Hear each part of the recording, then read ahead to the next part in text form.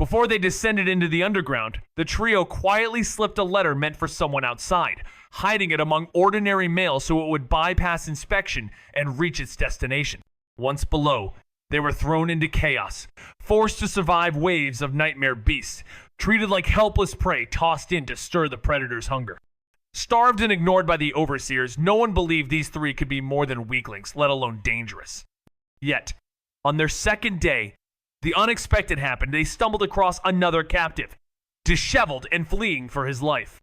Together, they fought off the beast that hunted him, and while they barely questioned his story, readers could sense something off, a shadow behind his calm words, even as he laughed at his own misfortune of being dragged into this nightmare by accident. Something wasn't right. He could feel it creeping in. The more he thought about it, the more it clawed at the edges of his mind. Was that capture even real? A sudden jolt, he remembered that cryptic post from Prophet. Anxiety surged. The comments were full of wild theories. But could they all be wrong? Could Mo Xiaotian really be lying? It didn't seem likely, and yet Su Bi couldn't shake the feeling. Mo Xiaotian had never been good at keeping secrets. In the world of manga tropes, once the audience caught on, the reveal wasn't far behind. That meant only one thing. Mo Xiaotian's departure was inevitable. Despite his foolishness, he'd brought a lighthearted joy to Class S. Without him, things would turn bleak, and Su Bi wasn't ready for that. Worse, Mo Xiaotian wasn't the kind of character to disappear for good. When he returned, it'd likely be from the other side. The story moved on. Reunited, the four pushed deeper into the underground maze, where they unearthed the secret of the colossal loyalty crystal mother body. With her word spirit, Lan Subing twisted the mind of a staffer, peeling back the truth behind its eerie existence. They discovered the crystal was the mother body, destroy it, and the rest fall with it. That black gas inside, it powered everything. Even the Black Flash group couldn't recreate it easily. So Jiang Tianming and the others cooked up a plan. Su Bi already knew the whole arc. Mo Xiaotian's ability let him get close, so they rigged the crystal with explosives. Si Xiaohua arrived just in time, distracting the guards from above. But boom, Mo Xiaotian messed up. Not enough coverage. Some black gas escaped. Still, the gas that got obliterated turned white, rushing into everyone like glowing steam, and their delighted faces said it all. That stuff was a power-up. The rest? Not much to see. Su Bi flipped through the last page operation over back to the hotel manga closed. He hit the forums next. As expected, just two hot topics. One, Zhao Xiaoyu.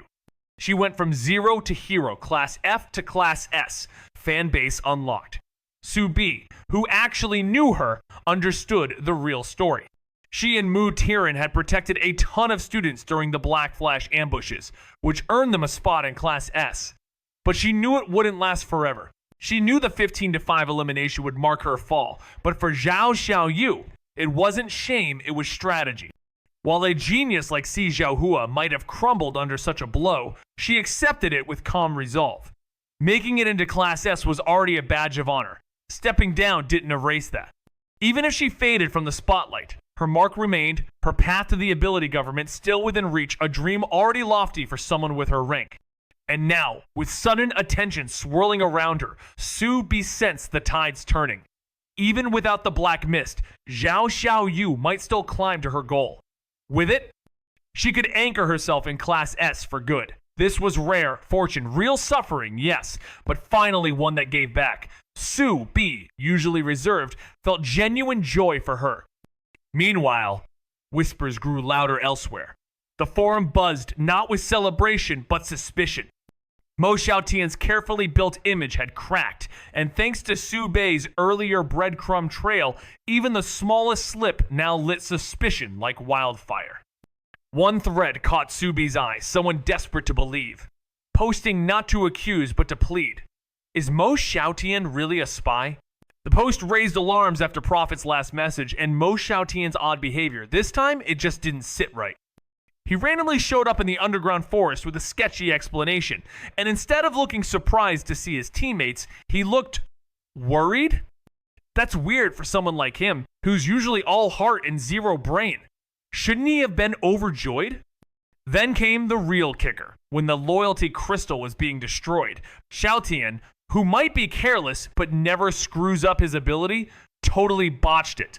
People started freaking out. One viewer even thought they wrote the post themselves after seeing the explosion mishap. The community's in chaos. Could Xiaotian actually be a spy? The fans' mind spirals as they clutch their head, crying out that they're the one breaking down, while the sly author twists the story, planting a spy twist on the unlikeliest character. They grumble about the overly familiar hero trope. But chaos brews when whispers spread. Why is everyone treating someone as a confirmed spy without proof? Voices rise, one pleading for them not to act, another insisting it feels like someone stirring the pot.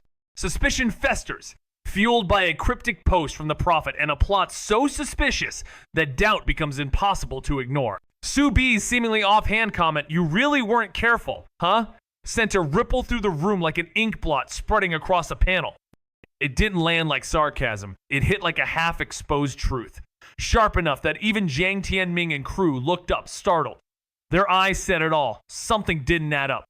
If Su Bi didn't suspect Mo Xiaotian of something deeper, his words would have felt out of place. But there it was, hanging in the air, passive-aggressive and precise. And while some still clung to hope that Mo Xiaotian wasn't a spy, the silence behind Su Bi's glare whispered a different story, one where memory, motive, and betrayal might be drawn from the same forgotten page. Fans rewatching the Truth or Dare mini-arc start to sense something deeper behind Mo Xiaotian's joke. One comment points out the strange tone in his call. Was it really just for laughs? Another suggests he might be a hidden spy, cleverly masked by his cheerful persona.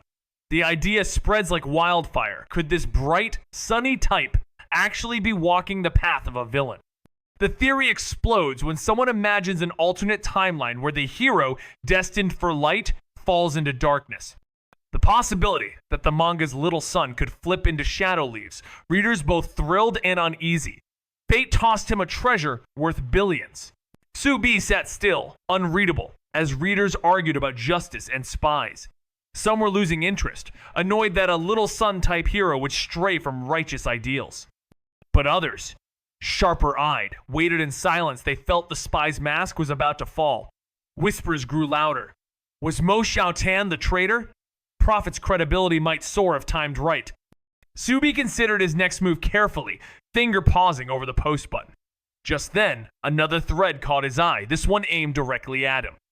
It mocked, accused, even praised through gritted teeth. A user fumed at being tricked, realizing only too late that Yan Nan was Su Bi all along. They'd waited for his return, and instead got ambushed by the plot itself. The betrayal felt personal, not from a character, but from a creator hidden in plain sight. Su Bi's true identity hit some readers like a bolt of lightning. Only when Zhao Xiaoyu called his name did the pieces click, and suddenly, all those earlier scenes made sense with a fresh layer of cool. From that moment, fans started picking sides. Some felt the strongest bond was between Su Bi and Zhao Xiaoyu, their silent understanding sparking theories and emotional ships. Others couldn't decide. Overwhelmed by the tangled trio dynamics, every pairing held weight, from Su Bi and Si Zhaohua's fractured loyalty to Zhao Xiaoyu's eerie empathy. Still, what really floored everyone was Su Bi's quiet brilliance beneath that calm mask, especially before his transformation. That composed, sharp little version of him absolutely exploded the cool meter. Su Bi scrolled through the chaotic comments, some worshipping his little brother persona, others laughing at his teammates' breakdowns or poking fun at Zhao Xiaoyu barely holding back curses. A few caught on to his pattern, a chaos agent who pretends to slack off but always ends up helping. One commenter even claimed he only helps to prolong the chaos. With a sigh, Su Bi closed his phone, rubbing his temples. Too much plot for one update. Had the author gone soft? Normally, this would have been stretched into 2 chapters, but now it felt rushed. Manga consciousness confirmed it. There was an event. Su Bi wasn't surprised, just disappointed. No power-ups, no omniscience, just playing along with a mess he couldn't control. Keeping calm was already the peak of what he could manage, but this moment hit him like a slap of reality. He realized things were only going to get messier from here. More chaos, more plot entanglements, and he had to start thinking several moves ahead. Getting pulled into events wasn't a choice anymore, but if he had to be dragged in, he'd at least use it to hype up his Prophet account. He couldn't just drop spoilers out of thin air. The risk of getting banned was too real. This was his only account, and judging by how stingy Manga Consciousness had been before, he was lucky to even have this one. Losing it? Game over. Sitting cross-legged on the bed, deep in thought, he knew Destiny Gear, his ability was already locked in, too late for an overhaul. Best he could do now was optimize what he had. It had 3 parts: the gear, the pointer, and the compass. He had mostly cracked the first 2. The gear, though functionally the weakest, doubled as his main attack and helped adjust the pointer. The pointer had a large hand and a small one. The big hand showed a person's general fate. Upward meant fortune, downward meant disaster. The little hand revealed luck and smaller short-term events, split into 3 zones: tilt left for good luck, tilt right for bad.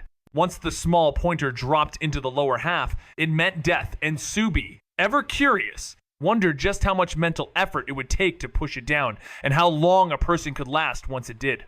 But to get answers, he'd need repeated testing, and right now, he had no way to conduct any. That frustration gnawed at him. Then there was the compass, still a mystery, untouched and too intricate to even begin decoding. Like the pointer, the compass needed experiments, and experiments needed people. He came up with 2 methods. 1, using death row inmates, which could give him clean data and no consequences. 2, diving back into manga codes and forums like he had before. The first path immoral, but tempting. His parents' past could maybe open doors, but not endlessly. And while he didn't carry a hero's conscience, turning into a full villain wasn't the plan either. The longer he considered using real people, the more he questioned what would be left of his own humanity. In contrast, the second option, though slower, let him stay whole. After all, he'd cracked an ability once without dissecting it. He only needed to imagine a purpose, then anchor it into reality through the form, but not knowing the compass's original ability still gnawed at him. Worse yet, the ability he had to craft needed to be powerful and expandable.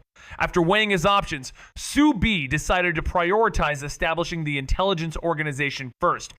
The ability could wait. Inspiration might strike later. With that, he told Manga Consciousness he'd sleep and begin outlining the organization tomorrow. The next morning, after freshening up, he asked how long the trip would take. He'd forgotten to check the night before. Skipping class wasn't an option during regular school days. Thankfully, Manga Consciousness assured him it would only take 10 minutes thanks to adjusted time flow. Relieved, Subi nodded and asked, "What's my role in the first scene?" The reply came instantly. This would be his first client. He's a politician whose future hinges on one critical twist. Subi must alter his fate just once to steer him toward election victory, even if that goal hasn't yet been voiced. As Manga Consciousness activates the space-time transfer, Subi dons the black robe disguise crafted earlier and dives into the tunnel. The shift jolts him far more than the usual spatial hop. This one scrambles his sense of time itself. He lands near a quiet alley corner, no cameras in sight, and asks where the man is, only to freeze at the sound of his own voice, high-pitched, childlike. "You're 6 years old now," the voice calmly explains. Subi says nothing. He breathes deep, adjusts his tone, and steps forward where a young man in a gray suit waits. The moment their eyes meet, Subi reels. That face, it's unmistakably Uncle Liu's ND, only younger. Stunned, he demands internally, "Did you choose him on purpose?" Manga Consciousness scoffed at the accusation. It wasn't manipulation, just a little nudge in the right direction. The first to bite completed the task and earned a reward. Simple as that. Subi, unfazed, strolled over and casually asked the man what reward he desired. The younger Uncle Liu was starstruck, nearly bursting with admiration for the founder of their mysterious organization. But Subi cut him off with a single raised hand. "Skip the flattery. State your wish." Activating his ability, he glanced at the man's head where a pointer leaned hard. Right, bad omen. According to Manga Consciousness, Liu wanted to win an election. But with that reading, not only was victory unlikely, he might even lose his current seat. Reading the room, Liu toned it down, explaining his opponent had strong connections, and all he wanted was a fair fight.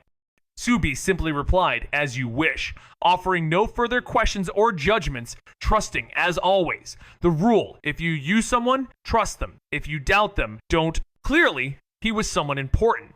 The moment he saw the caller ID, he apologized and stepped out mid-meeting to take the call.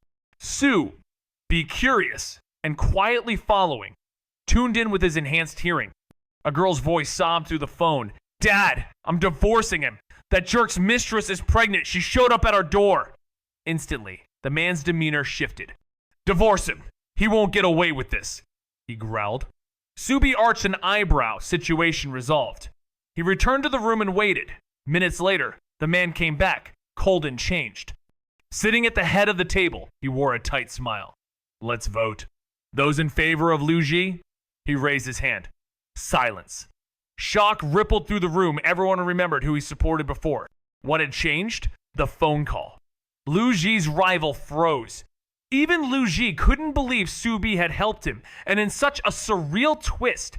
By then, the pointer on his head would undeniably stand for the election. He wasn't about to waste precious mental energy if the pointer had nothing to do with the vote. Tampering with fate would mean disrupting someone's life for no reason. And worse, risking the fragile credibility Manga consciousness had painstakingly helped him build. So, on election day, Su B tucked himself away in a hidden spot. As the man stepped out, Su B tilted the pointer on his head to the left, then silently tailed him into the election meeting room. Manga consciousness blinked, puzzled. Why follow him? I can just tell you how it ends. But Su B simply replied, I'm not curious about the result. I want to see how destiny gets us there. Inside, the politicians were already deep into their routine theater, nodding along to a script written long before the curtains rose. Just like Uncle Liu warned, he was clearly on the losing side. Though the leader didn't openly back Uncle Liu's opponent, every time someone dared to praise Liu, the man would frown and sip his tea, and that was signal enough. Praise withered. Uncle Liu's brow glistened with sweat. Had he been duped? Victory seemed like a ghost. And then, ring, ring, ring! Ring, ring, ring! The leader's phone began to ring. Clearly, the man held authority. One look at the caller ID, and he excused himself from the meeting. Subi, ever sharp, followed silently, his ability making it easy to eavesdrop without being seen. On the other end, a tearful girl confessed, Dad, I'm divorcing him. That jerk brought his pregnant mistress to our door. The man's face froze, then darkened like ink on old parchment. Divorce him, he growled, protective fury in every syllable. I won't let him off easy.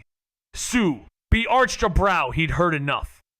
Back inside, the man's mood had flipped like a torn panel, cold, calculated, no trace of earlier favor. He took the head seat, cracked a chilling smile, and declared, Let's vote. Who's for Liu Ji? His hand shot up first. The room froze, eyebrows lifted. Loyalty shifted. They'd read the man's earlier attitude, and now, total reversal. A single phone call had inked a new outcome. Liu Ji and his rival sat stunned, but none more so than Liu Ji himself. Su Bi had just twisted fate in a way no one could decode. The rival's face twisted in fury and dread as he pieced it together. Something in that mysterious call had flipped his father-in-law's stance, and now the cold sweat on his back spelled guilt. Around him, others caught on fast. With little loyalty to spare, they simply followed the most powerful voice in the room. Hands rose one by one, and the vote sealed it. Liu Ji claimed victory in a landslide. Su Bi didn't waste another glance at the victor's smug grin. Let's go. Next task, he said coolly. One wish after another, their missions unfolded like well-oiled gears, each client handpicked by Manga consciousness for their compatibility with Destiny gear, except for the final one. This last case came wrapped in mystery, and Su Bi's interest stirred as they approached. And there he was, purple hair, gray eyes, and a face that echoed Wu Jin's features with uncanny accuracy. Though carrying a rugged edge where Wu Jin bore ethereal beauty. Blood clearly linked them, but the resemblance begged questions. Remembering the earlier cryptic remarks, Su Bi narrowed his eyes and asked in silence, He's not Principal Wu Di, is he? For once, Manga consciousness didn't joke around, just blurted out, It's him! And Su Bi nearly choked on air. Damn, these guys didn't just get him a school informant. They turned the whole principal. Wu Di stood tall as Su Bi walked up, dead serious, asking what he wanted. Without blinking, Wu Di dropped the bomb. He wished to become an ability user. Su Bi froze. Wait, what? This was the head of Endless Ability Academy, and he had no powers? but the guy looked mid-30s and had taken over the ability world 3 years ago at 40, meaning he rose to the top within 10 years as a total normie? That was insane! Subi said nothing, stunned, while Wu Di mistook the silence for rejection and sighed like his last hope had vanished. Wu Di was about to wish for something outrageous when Subi cut him off coldly with a sharp, "As you wish." Stunned, Wu Di stammered, unsure if he was being mocked or granted a miracle. But then Subi casually pulled out a small box from his storage ring, something he'd found deep in the underground, and handed it over like it was no big deal. Inside, a heart-shaped pink fruit, glowing faintly. Wu Dai's hands trembled as he opened the lid, blinking in disbelief. "If I eat this, I'll really become an ability user?" he muttered, still dazed. No trial, no battle, just eat it? It all felt like a setup, like the universe had looped in on itself and he was the punchline. Sube only smiled, eyes gleaming with that familiar mystery. "There's just one thing after you awaken. Tell me what your ability is." Wu Di didn't hesitate. "All right." And with that, he reached for the fruit, his future quietly rewriting itself. Subi stared at the strange fruit, clueless yet nodding with confidence. For safety, he snuck a glance at Wu Dai's head pointer still tilted left. Good. Safe. Wu Dai took the bite. Bad move. A second later, his body went haywire, dizziness, fire under his skin, like his veins had turned into boiling ink.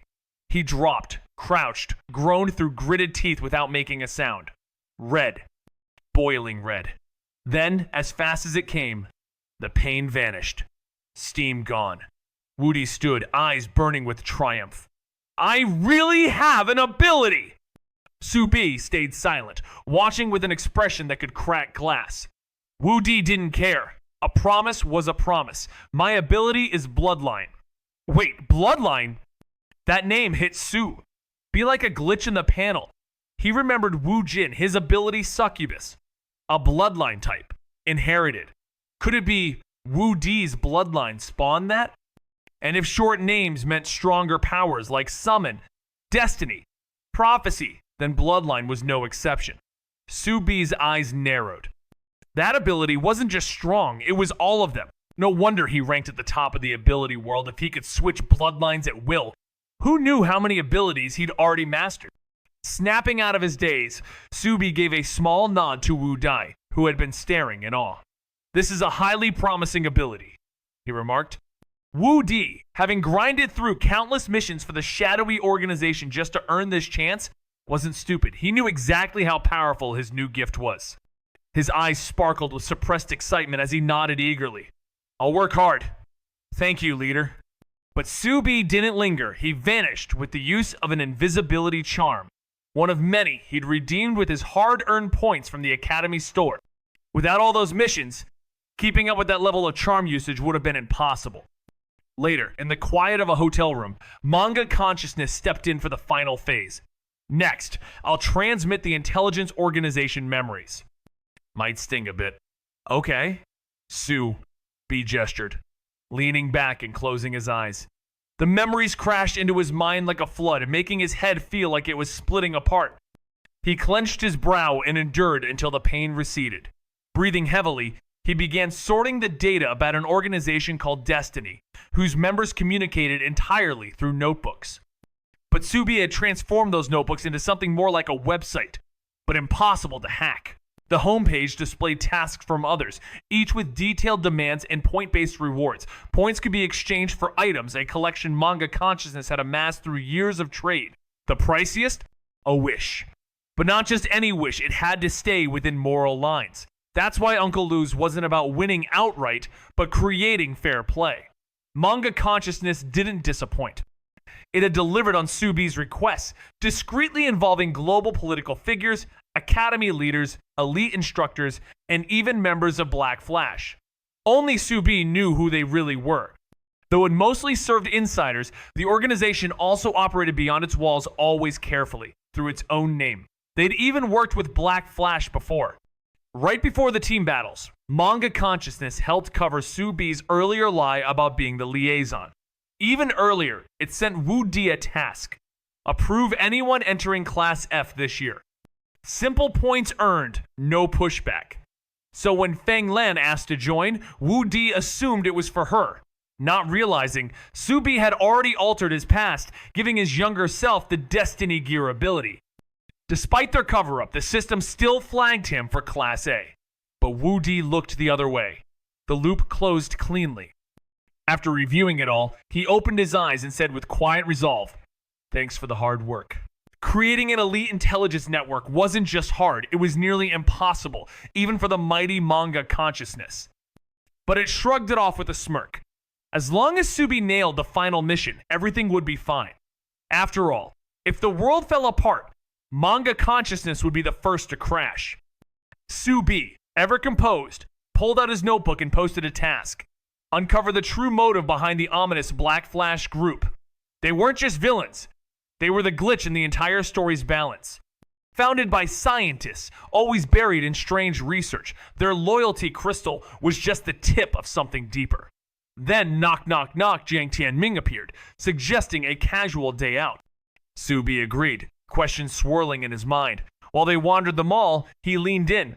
"So, when you destroyed that loyalty crystal yesterday, to feel anything change?" He already knew the answer. He'd seen the manga.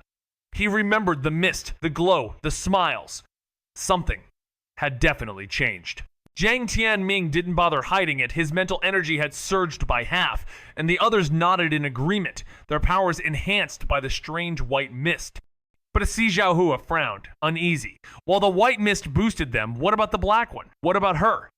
Zhao Zhaoyu, still unconscious, stirred silent concern despite earlier theories that she was safe. The unease deepened as Si Zhaohua recounted what had happened, brief but heavy with implication. For a moment, relief flickered when someone suggested it might be a good sign until Jiang Tianming, ever the tactician, turned to Subi. "Good or bad?" he asked. Subi, standing at the edge of the unknown, unreadable as always, refused to answer clearly. He just smirked and said, "Guess." Everyone fell silent. Typical Subi. No reassurance, no false hope, just the quiet weight of a man who knew more than he let on. Just then, Mo Xiaotian piped up with a grin, suggesting they buy a gift for Xiaoyu so she'd wake to a surprise and joy. Wu Mingbai, taken aback, actually praised him for once. Mo Xiaotian rubbed his head, sheepish, recalling how his grandpa used to bring gifts to grandma when she was ill because patients love gifts, right? Subi perked up at the mention of a grandmother, but before he could ask, Jiang Tianming did, wondering why she hadn't shown up at the campus festival. Mo Xiaotian's answer was simple, she was gone. But he didn't seem broken by it. Grandpa always said they'd reunite someday. Jiang Tianming offered a quiet apology, but Mo Xiaotian waved it off with his usual smile. Meanwhile, Subi's mind raced. To him, this wasn't just nostalgia, it screamed plot device. A dead grandmother, a scientist grandfather, and the eerily calm acceptance of death? Classic villain backstory fuel? The puzzle pieces clicked. Black Flash wasn't just shady, it was likely chasing resurrection tech, which might be why Mo Xiaotian didn't mourn he believed in a reunion engineered by code. They thought she could be brought back, and on the surface, it made sense, but the deeper Subi looked, the more it fell apart. The villain's motive felt like a tired rerun, and if collapsing the world was the payoff, then the writer behind it must have been napping at the draft desk. Especially since that so-called loyalty crystal came straight from mental residue and nightmare beasts. Subi couldn't figure out how any of that screamed resurrection. But hey, today wasn't for overthinking, today was for shopping. Subi let his mind idle while Si Zhaohua opened his wallet like a hero in a side quest. Wu Mingbai immediately celebrated the generosity, past drama forgotten, while Jiang Tianming was cool with it, principles intact but not uptight. Mo Xiaotian, always chill, just enjoyed the treat. And Subi? He smiled faintly and said what everyone was secretly thinking. Zhao Xiaoyu's going to flip when she hears about this. Back at school, life slipped right back into its usual rhythm. There was no way around it though. Subi and his team had pulled off incredible feats, even saving the school and indirectly the entire country. The truth behind their mission touched international shadows and couldn't be made public. The school rewarded them quietly with points, masking their absence as training. On the weekend, Subi, now having patched up every remaining plot thread and completed the foundation of his intelligence network, finally set out to return the hollow silver ball, a relic secured during a past team battle. It was once entrusted to him by the defeated leader of the Black Flash, a man in a baseball cap who clearly had backup plans. That ball had lingered forgotten for some time, but Su-bi had no intention of hoarding it.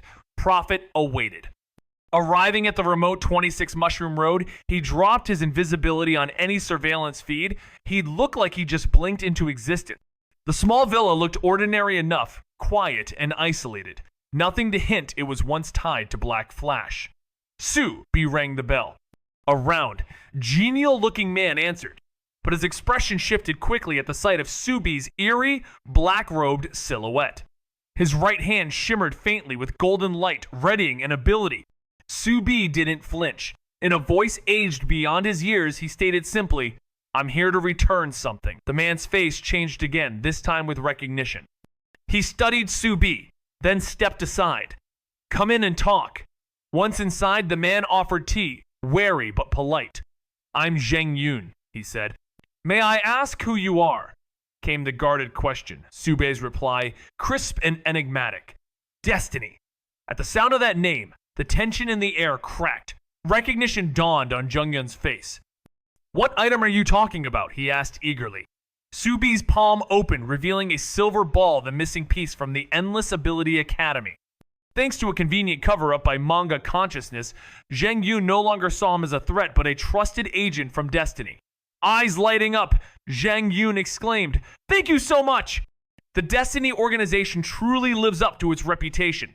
Half a year had passed, with no word hope had dimmed. But protocol was protocol. Destiny made no promises, only trades. Seeing the item intact, joy sparked in Zheng Yun's eyes. Su-bi, ever calm, simply said, "No need for thanks, just a transaction." The cue was clear. Zheng Yun owed payment. With a nod, he dashed upstairs. Alone now, Su-bi scanned the room, noting its mismatched decor and lifeless air. Definitely not a home, more like a base cycled through agents. His thoughts wandered until Zheng Yun returned, red box in hand. Su-bi eyed the box with caution, suspecting a trap after all. No reward had been preset, since the deal was shaky to begin with. If he hadn't delivered the item, they'd have wasted their prize. So now, standing before the mysterious figure, he'd have to choose his reward on the spot, take something worthwhile, or walk away with the silver ball. Maybe Black Flash hoped he'd be dissatisfied. Letting them keep everything but Su-bi wasn't worried. With his invisibility charm and unique ability, no one could hold him. As Zheng Yun opened the box, a plain, faceless cloth doll emerged gray, unassuming but ringing alarm bells in Su-bi's mind. Could it be the substitute doll? He'd seen it once at a secret auction, first on the block, stirring wild interest. How it ended up here, with these people, wasn't hard to guess. Chaos back then had cloaked more than just shadows. Plundering rare items during the confusion? Classic. Probably enough stolen goods to bankroll a year of research. Zheng Yun, impressed, confirmed Su-bi's hunch and offered to explain the doll's powers. Zheng Yun should have just explained, but he hesitated, afraid Su-bi already knew and might get irritated. In truth, Su-bi only had a vague idea. The substitute doll, a secretive life-saving item, wasn't advertised publicly to prevent abuse. At Su-bi's signal, Zheng Yun hurriedly revealed, once a drop of blood touches the doll, it becomes a second life, taking a fatal blow in the user's place and granting 5 seconds of invincibility. Su-bi's masked expression lit up. Such a thing was absurdly powerful, but caution kicked in. Surely there was a catch. And yes, Zheng Yun admitted, the doll must stay near the user, and if it's damaged, the user suffers too. Su-bi finally got it. No wonder it was given away. Its vulnerability made it easy to counter. Palm-sized and worn close, it could be spotted and broken, turning the advantage into danger. He then asked the real clincher, did keeping it in storage space still count as being nearby? Zheng Yun hadn't expected Su-bi to slice through his excuses, so cleanly awkward smile and all. But Su-bi, calm and sharp as ever, had already predicted the dance and flicked the question like a blade. Do you think it's worth it? Zheng Yun stumbled, unable to say it wasn't Su, mumbling how the space lock only sealed space and probably wasn't useful to someone like Su, be unlike the more sellable substitute doll. That logic didn't fly. Su-bi knew better. Useless? To him, maybe. but not to those shadowy pests in Black Flash. If they wanted it back, they'd pay. So Soo-bi grinned just enough and said, "Let's call off the deal then." Panic. Sweat. Zheng Yun sputtered. He had offered the doll sincerely. "I don't see your sincerity," Soo-bi replied coolly. Silence. Then Zheng Yun cracked, face twisted with reluctance, and muttered the kicker. "How about I add a fixed-point teleportation item? He could return to a preset location from anywhere convenient, but a bit too good to be true." Suspicious, Soo-bi shot a mental question to Manga Consciousness, who had previously exposed flaws in shady items. True to form, it answered. The item pings the user's location, revealing the final destination to its creator. Soo-bi's sneer sliced through the silence of the villa. "Trying to scam me?" he muttered, then coolly flicked the silver ball back into his storage ring. Across from him, Zheng Yun's face shifted, realizing Soo-bi had seen through the trick. He wisely chose not to argue. After all, the Destiny organization was notorious for knowing what others didn't.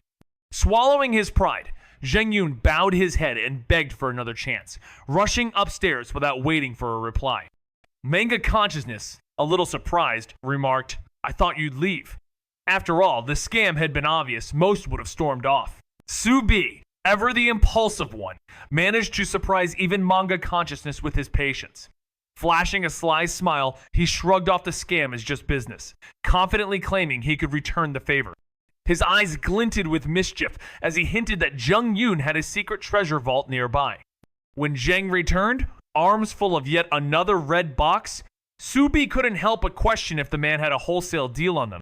Inside was a stunning oil painting of a tranquil park, a storage painting that doubled as a storage space big enough for people.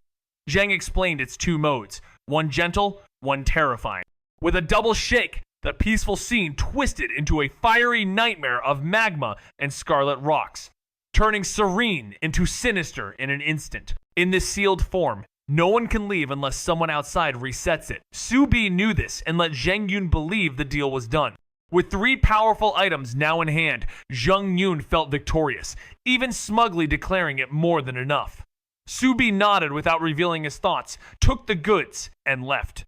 Zheng Yun, still trying to salvage goodwill, apologized and hoped for future cooperation, but Soo-bi simply disappeared, wordless and cold. Thinking it over, Zheng Yun sighed and went back inside. Unaware Soo-bi had never actually left. Still invisible, he slipped right back into the villa, heading to the same room Zheng Yun had used earlier.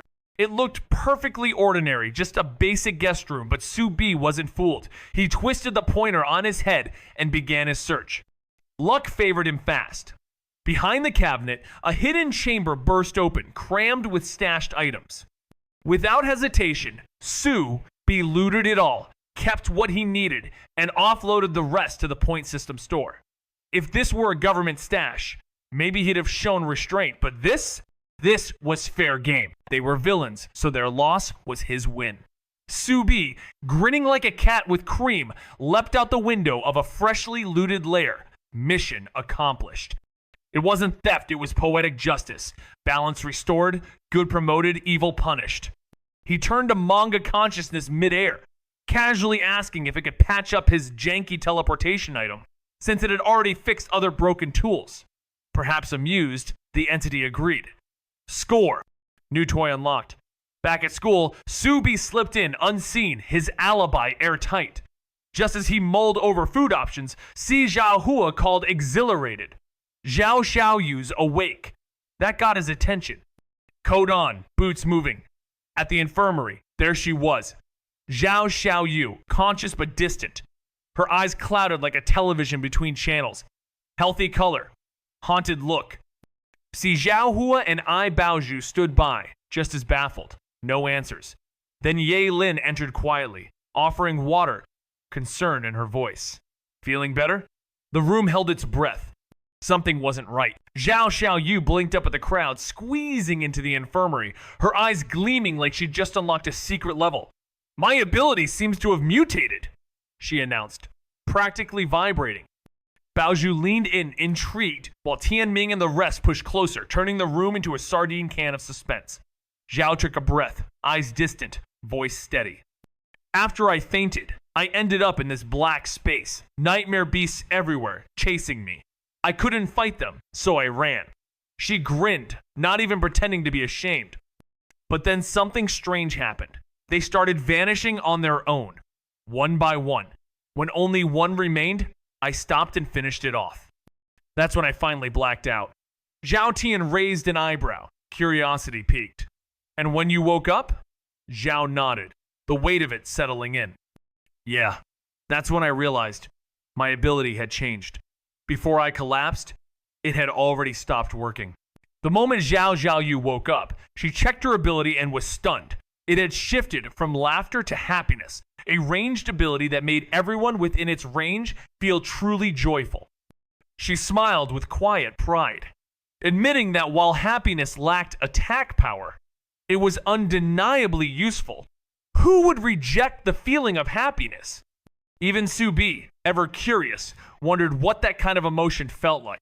Then Lan Subing chimed in, realizing something. This new ability perfectly complemented the student council president's light of hope, which only worked if hope existed. Happiness wasn't just uplifting, it was Mu Yunfan's emotional anchor, ensuring he could always activate his power. The room fell into thoughtful silence, all eyes turning to the one adult present, Ye Lin. But her expression was uncharacteristically grim. She forced a smile and told them to wait as she went to inform the homeroom teacher that Xiao Yu had awakened. A Baozhu, ever perceptive with her pink feather fan in hand, broke the silence, noting that something was definitely wrong with their teacher.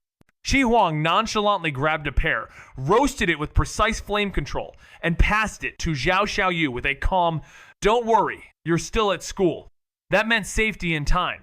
She relaxed slightly, nibbling the fruit. Meanwhile, Jiang Chanming cut in, sharp as ever. Only two things it could be, either her ability or something Subing said. Li Shu, always observant for illusion accuracy, noted when the teacher's face shifted right after Zhao Xiaoyu's new ability was mentioned. Alarmed, she asked if something was wrong with it. Mu Tiran, steady like a rock, guessed it was the mutation itself causing concern. No answers came, so they waited, filling Zhao Xiaoyu in. 10 minutes later, Ye Lin and Meng Huai entered. Without preamble, Meng Huai ordered, "Zhao Xiaoyu, use your ability on me." She hesitated, but trusted they wouldn't risk her safety without reason, so she raised her hand. Her happiness was invisible, but its effect was instant. Meng Huai's stern face softened, a faint smile forming where none had been. He cut the test short with a wave, clearly unimpressed. Word was, her ability worked in a radius. "What's the range now?" he asked. 10 meters? Maybe? She replied, not hiding her frustration. Though the ability had mutated, her mental power hadn't caught up. She never trained for this. He didn't look surprised. He taught her and knew she wasn't exceptional before. "Come on, we're seeing the principal." Her face stiffened, panic, doubt. But the girl with soft eyes stepped in, calm as ever. "Don't worry," she said gently. "Your ability might have potential." That was enough. The tension eased, then bam, door opened. Two more barged in. One with sharp eyes and a sharper mouth. "Seriously? You told me to bring someone and then forgot?" Of course he forgot. He'd gotten too caught up in the potential match of abilities, then saw something bigger and tossed the whole idea aside. "Admit that? Not a chance." He coughed, feigning nonchalance. "No, I just thought you were moving so slow. I'd better come get you myself." Lei Zin wasn't buying it. His scoff said it all as he turned to Ye Lin for backup. "Little Leaf, you tell me!" But Ye Lin wasn't about to confess she'd forgotten too. With a quick dodge, she waved it off. All right, stop arguing. "There are students here." She tried to pivot. "Yunfan, where is he?" Turning around, she spotted Mu Yunfan already blending into the crowd, pointing at the bickering teachers and teasing the students. "Look, teachers love to argue. Where's my dignity as president?" Yi Lin couldn't even stay mad. This guy was asking for it, and right on cue, Meng Huai marched up and thunked him on the head. "You, mature? You, trying to die?" Rubbing his head, Mu Yunfan grinned and shifted gears. "Just joking. What'd the teachers want with me?" Meng Huai didn't waste time. His tone snapped to serious as he turned to Zhao Xiaoyu. "Use your ability on him too." She nodded without question, triggering her power. Unlike manhwa, Mu Yunfan had zero composure, his face lit up like a smitten fool, totally lost in it. Lei Zane, barely restraining secondhand embarrassment, cut in. Feel your ability. Can this energy support yours? Hearing Zhao Xiaoyu's ability take effect, Mu Yunfan snapped out of his daze, quickly checked himself, and lit up there was energy, and it felt steady. As the student council president, his control was top tier, but moments later, he frowned and asked her to hold it longer. Something wasn't right. She managed to maintain it without much strain. Then, with a serious tone replacing his usual playfulness, he halted the test, explaining that the ability always carried hope, so much so that he couldn't even feel despair. But if used too long, it dulled one's fighting spirit. The revelation stunned the group, but Subi quickly grasped the logic. Too much comfort erodes vigilance. So, while the ability was ideal in crisis, it couldn't be sustained for long. Surprisingly, when Zhao Xiaoyu looked at the teachers, they weren't disappointed, they were delighted. One of them told Mu Yunfan to head back and ask Xiaoyu to join them for further testing at the principal's office. The question lingered. Was this ability really that powerful? Zhao Xiaoyu blinked in bewilderment, her mind swirling with doubts. This so-called ability? It didn't attack, didn't defend, and might even help the enemy. She'd only thought of using it to make some cash, spreading good vibes. But the stern, unreadable faces of the teachers said otherwise. You'll see soon enough, Menghuai muttered before vanishing them away with Lei Zayan's teleport. Left behind was an empty hospital bed and a flurry of exchanged looks. AI Baoju timidly flapped her fan. So? That's a good thing? Si Zhaohua cracked a half smile. It should be. Either way, this ability is enough to leave a mark. The class wasn't big, just 15, and most had caught each other's quirks by now. Zhao Xiaoyu and Si Zhaohua, after surviving a harrowing kidnapping together, understood each other deeper than most. He knew she didn't want to return to a dull 9-to-5 life in the ordinary world. It terrified her. The ability world was her only escape. Others might not get it, but Su Bi did. Hearing Si Zhaohua's calm assurance, the tension finally broke. Even if the power wasn't flashy, it was enough. As the scene settled, Su Bi's stomach grumbled cafeteria time. Feng Lan walked beside Su Bi in silence, the air between them heavy with unspoken thoughts. Then, out of nowhere, Su Bi shot a question: why were the teachers so hyped? Feng Lan, ever honest, shrugged it off, but guessed it had to do with eliminating nightmare beasts, the ultimate use of any ability for now. That one line snapped Su Bi into focus. Of course, abilities were measured by how well they took down these twisted monsters. So if the teachers were that excited about Zhao Xiaoyu's new power, it had to be useful in combat, right? But then both of them hit the same mental wall. How could something like happiness help against beasts that probably didn't even feel? From what they'd seen, it inspired or drained willpower fine against people. But nightmare beasts? It had zero offensive punch. If Menghuai and the others seriously thought this would make the monsters easier to kill, then maybe they were the ones who'd gone off the deep end. Sure, support abilities weren't useless. Senior Fang was proof of that, but happiness just didn't add up. So now the question burned hotter than ever. What were they missing? Su Bi sighed, finding it strange. But Feng Lan remained calm, suggesting they ask Zhao Xiaoyu when she returned. Su Bi doubted she'd reveal anything, insisting that secrets hidden before wouldn't suddenly be exposed now. Feng Lan quietly agreed, shifting topics to the upcoming final exam, only to admit with hesitation that he foresaw unrest. Su Bi immediately sensed this marked the next plot arc and asked what form the exam would take. Given the chaotic nature of past trials, arena duels, team fights, it was unlikely to be conventional. But Feng Lan didn't know either.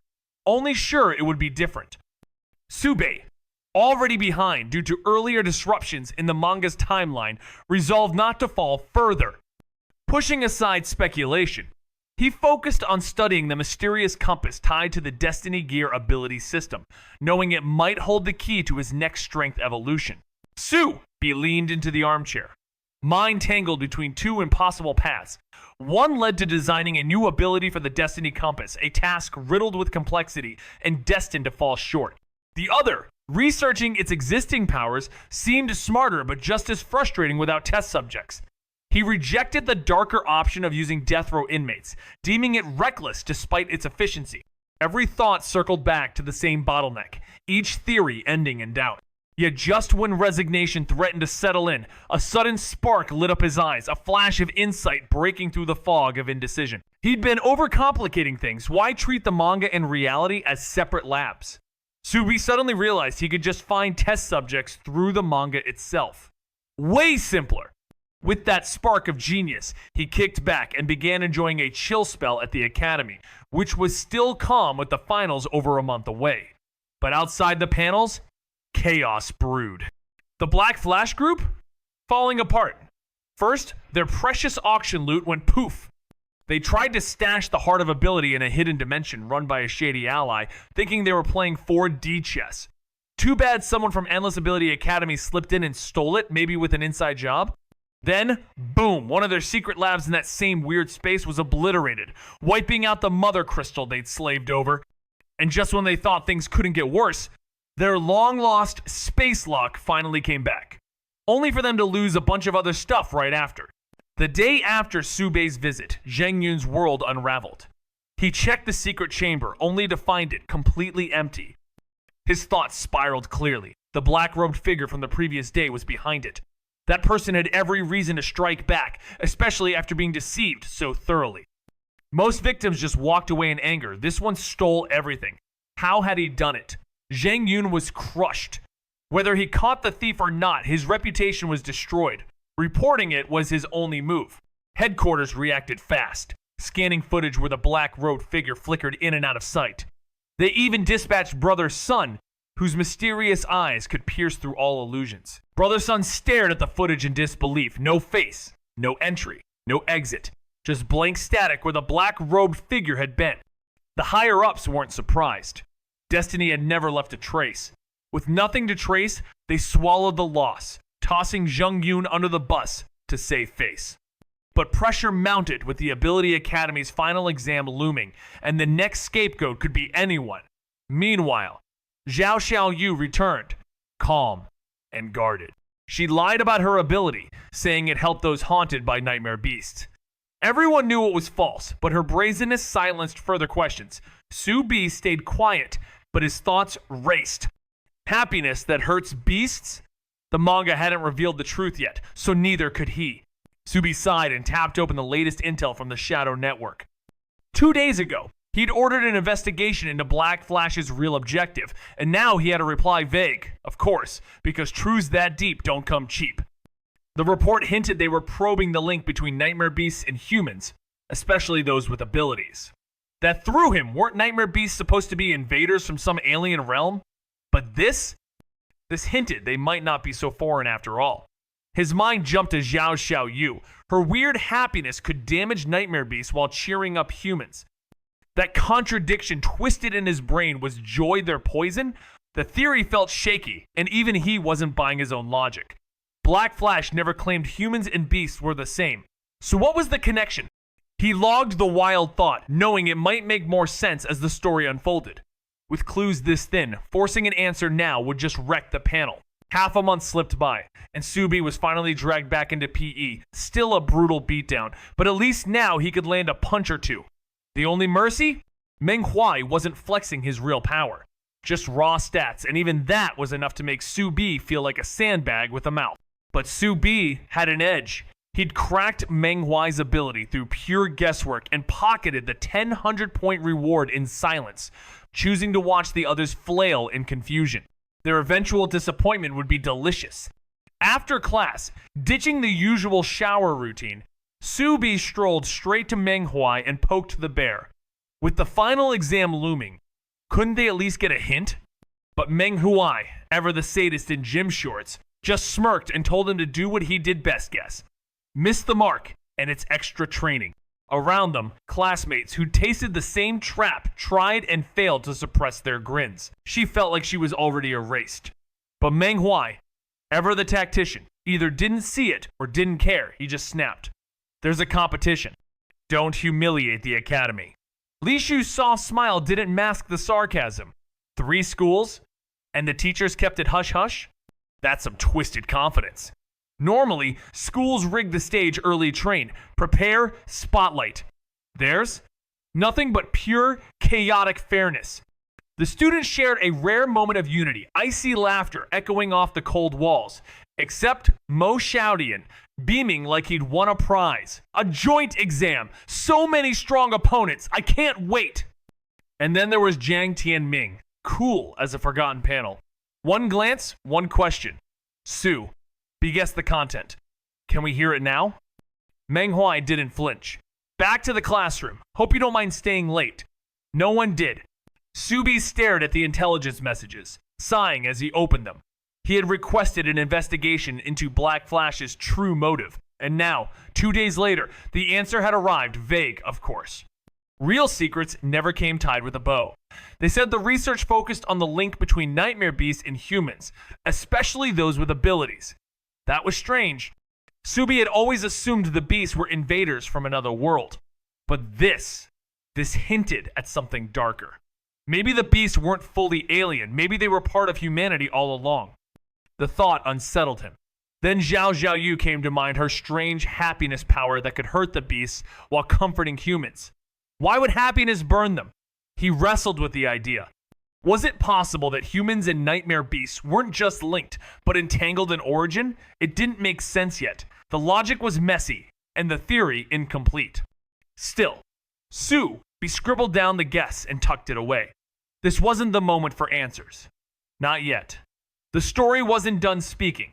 Back in the classroom, the teacher coolly revealed the structure of the final exam. A 3-school joint event involving something called campaign reenactment. That term alone raised a sea of confused expressions until he clarified that a group of special ability users would recreate historical battles from the ability world using illusions. The class finally caught on, intrigued by the novelty and complexity.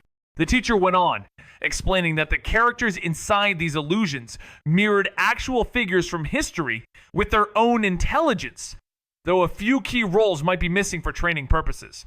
Students would enter these illusions assuming different identities, and their final scores would depend on how much they contributed to the outcome. Just as the idea was starting to sound genuinely exciting, one student raised a hand, voicing the question on everyone's mind. Wouldn't luck in drawing identities make things unfair? The teacher, completely unfazed, shrugged like a rogue and said, "Luck is part of strength, isn't it?" Silence. Everyone had the same reaction. They thought the academy had some genius logic behind the plan, but nope, it was pure chance, and that was downright reckless. Subi, unlucky as ever, could already feel doom hanging over him. What if he pulled the worst roll and got wiped out before even starting? Sensing their panic, Meng Huai threw in a dry cough and reassured them no roll was too awful or too amazing, so no one could cheat their way to victory just by identity. That helped, at least a little. Subi, still nervous, raised his hand and asked which campaign it was. Meng Huai smirked like he'd been waiting for that and snapped, "Want the full data file too?" Subi grinned shamelessly. "Yes, please." That earned him a chalk missile to the forehead. He yelped, rubbing his head, and wisely shut up. The rest? Suddenly real quiet. Finally, Lon Suping, the quiet rule follower, asked the big question, was this campaign reenactment just for their first-year trio of schools? 1,000 people all crammed into one campaign? That sounded like chaos. And it was. Because 1,000 ability users wasn't just a crowd, it was a storm waiting to explode. If those entities were inhabiting current ability users in the campaign, it would have been terrifying. Most participants were already powerful, but these new ones were a chaotic mix of student users. In past campaigns, victory came from elite coordination. This time, with students, the outcome was shaky. This wasn't an identity mystery, it was a structural flaw. Luckily, the academy had a plan. 2 illusions, one domestic and one foreign. That calmed the room. It was all accounted for. Then, with a sly smile, Meng Huai dropped the bomb. Win the campaign, and everyone gets 500 points. A beat passed, then realization hit despite being a 3-school exam. Cooperation was key. That bonus could tip the scale, and losing meant letting another academy surge ahead. Subi grasped the deeper strategy. It wasn't just a game. It was a test in unity. The teachers weren't just measuring power, they were sculpting future campaigns where betrayal had no place. Only through shared victory could anyone advance. And with that, manhwa ended it. Keep today's talk secret. If you hadn't guessed some of it, I'd never have said a word. Zhao Xiaoyu's eyes sparkled with curiosity as she wondered aloud why the teacher had called Li Shu. I Bao Zhu, ever the gossip magnet, guessed it had something to do with the final exam. Qi Huang, bored and smirking, tossed out a joke maybe Li Shu was getting a free pass. But then Feng Lan, usually quiet, said it might actually be true. That froze everyone. Su Bei, always the observer, pieced it together. This final exam was set inside an illusion, and Li Shu's ability was illusion itself. A perfect counter. If he broke the illusion mid-test, it'd mess up the whole system. Better to test him separately. And just like that, Li Shu returned faster than anyone expected. Mo Xiaotian, nosy as ever, rushed up to ask what the teacher said. But as Su Bi noted, Li Shu only ever mocked those who were too bright like shades shrinking from sunlight. Zhao Xiaoyu's eyes sparkled with curiosity as she wondered why the teacher had summoned Li Shu. I Bao Zhu, always on alert for juicy gossip, guessed it had to do with the final exam. Qi Huang, clearly bored, joked about Li Shu maybe getting special training, or better yet, skipping the whole thing. Surprisingly, Feng Lan thought that might actually be true. Everyone stared at him, stunned, until Su Bi pieced it together. The final exam was set inside an illusion, and Li Shu's ability was precisely that illusion. Of course! If he could easily see through the illusion, he'd tear it apart from the inside. No wonder the teacher pulled him for a separate test. Just then, Li Shu came back, beating even the material gathering group on speed. Mo Xiaotian eagerly asked what the teacher had said, but Su Bi just watched quietly, thinking how Li Shu always mocked people like Mo because some shadows just can't stand the light. Su Bi found it hilarious every time he saw Mo Xiaotian chatting all sunshine and smiles with Wu Mingbai's fake cheer and Li Shu's fake gentleness, especially knowing how sharp the guy actually was. When Li Shu calmly revealed he was chosen to help build the illusion for their final exam, skipping the usual campaign reenactment, everyone blinked in disbelief. From examinee to exam architect? That was no small leap. Qi Huang asked the obvious, and Li Shu confirmed with a subtle smile that he'd accepted, calling it a great chance to train illusion. Cue Zhao Xiaoyu, throwing up a mock salute and demanding insider info. Just then, Jiang Tianming and the crew stumbled in, buried under a mountain of books, every record on ability user campaigns they could scavenge from the Academy's library. Turns out history might not be the first year's strong suit, but prepping for an illusion-based battlefield? That was a whole other story. They barely knew anything about the campaigns. Most of their study time had gone into unraveling the sudden rise of abilities and the terrifying birth of nightmare beasts. Campaign histories? Only a few elite students had bothered digging into that. Everyone knew that kind of thing wouldn't appear on the final too obvious, too easy. But now there were just 17 days left. Ling, you broke the silence, eyes fixed on the mountain of materials. Everyone got it immediately. Unless they read non-stop for all 17 days, there was no way to cover everything. And with classes and ability practice still on the schedule, they were cornered. Worst of all, the teacher still hadn't revealed what the exam would even cover. Seriously? Jiang Tianming coughed into the tension and raised a book like a peace flag. His plan? Each person picks a campaign, studies it for 3 days, then teaches it to the group starting on day 4. 36 campaigns in total, local and international. With a tight rotation, they'd get through 30 before the final. The last 6? Self-study. If even after all that they still missed the right ones, Su Bi muttered, deadpan, then heaven wants me dead. No one argued. It was grim. It was risky. But it was the best shot they had. Doubt swirled as someone questioned if the class slacker could actually keep up. Another pointed out the illusionist wouldn't even take the test, yet volunteered to help. With a carefree smile, he agreed to support them after reviewing his campaigns. Despite his minor role in the illusion, he planned to probe it for flaws. The slacker, surprisingly earnest, vowed not to drag them down. Days passed in study outlining campaigns, listing threats, calculating beasts and abilities. As expected, the illusionist left 10 days early, but had already finished. He could be reliable when needed, though unpredictably odd otherwise. After all, they all knew the drill, lecturing never truly stopped. There wasn't much tension in the air with familiar classmates around. Nerves took the day off. Most lectures dragged their feet, hitting the essentials but lacking life, except Zhao Xiaoyu's pulsed, which pulsed with energy. Turns out, before discovering her ability, she'd wanted to teach. Then came Si Zhaohua, every inch the corporate pro, his lecture clean, clear, and blessedly backed by a solid PPT. Zhou Renji followed, unexpectedly delivering a performance just as polished. Everyone had forgotten he was heir to a powerful family too, simply because he never acted like it. When it was Mo Zhaotian's turn, expectations dropped. His midterm slacker legend spoke for itself. No one thought he'd deliver, but he didn't crash the ship. Sure, he didn't get the campaign, but he memorized it all, every century's worth, spitting out key points with the occasional awkward pause, yet somehow it worked. Amid all that, life at the academy ticked on, classes kept going, but students grew tense. They weren't clueless. The school's tight lips about the final exam made it obvious something huge was coming. And when the future's a blank panel? Yeah, even the bold get shaky. Curious students swarmed Class S, hoping for insider secrets. But Su Bi knew they were grasping at straws without his sharp guesswork, and coaxing the truth from manhwa, they'd have been last to know anything. So they turned to Zhao Xiaoyu, who had ties across classes and seemed like the perfect informant. But she wasn't spilling her smile said it all. Even we don't know. The teachers are sealed shut.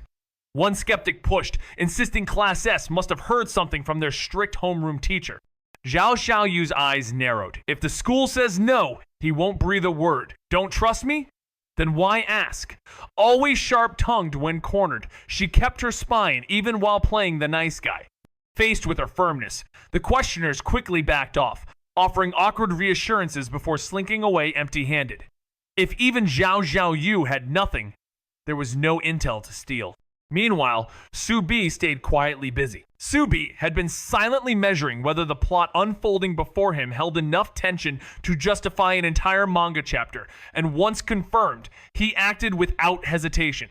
During his lecture, masked under the guise of historical context, he began slipping in subtle provocations, selecting a past campaign that occurred before abilities were even public knowledge.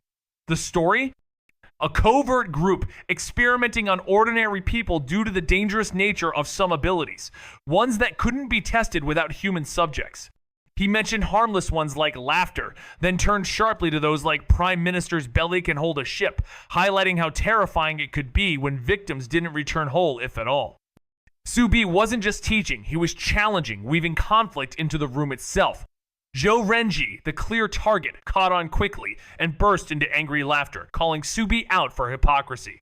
If experiments on people were the issue, wasn't Su Bi's fate-altering ability even riskier? The verbal duel was on each word a panel, each smirk a spark. Su Bi kept his calm, but inside, he gave a silent nod to Zhou Renji. His calculated setup had worked flawlessly. With Zhou's fiery reaction paving the way, Su Bi turned to Jiang Tianming, his smile unreadable and those enigmatic purple eyes flashing briefly before he dropped the line that froze the room. My ability does require finding people for experiments, but who said I must use real people? The silence that followed was electric. What else could he mean? Clones? Illusions?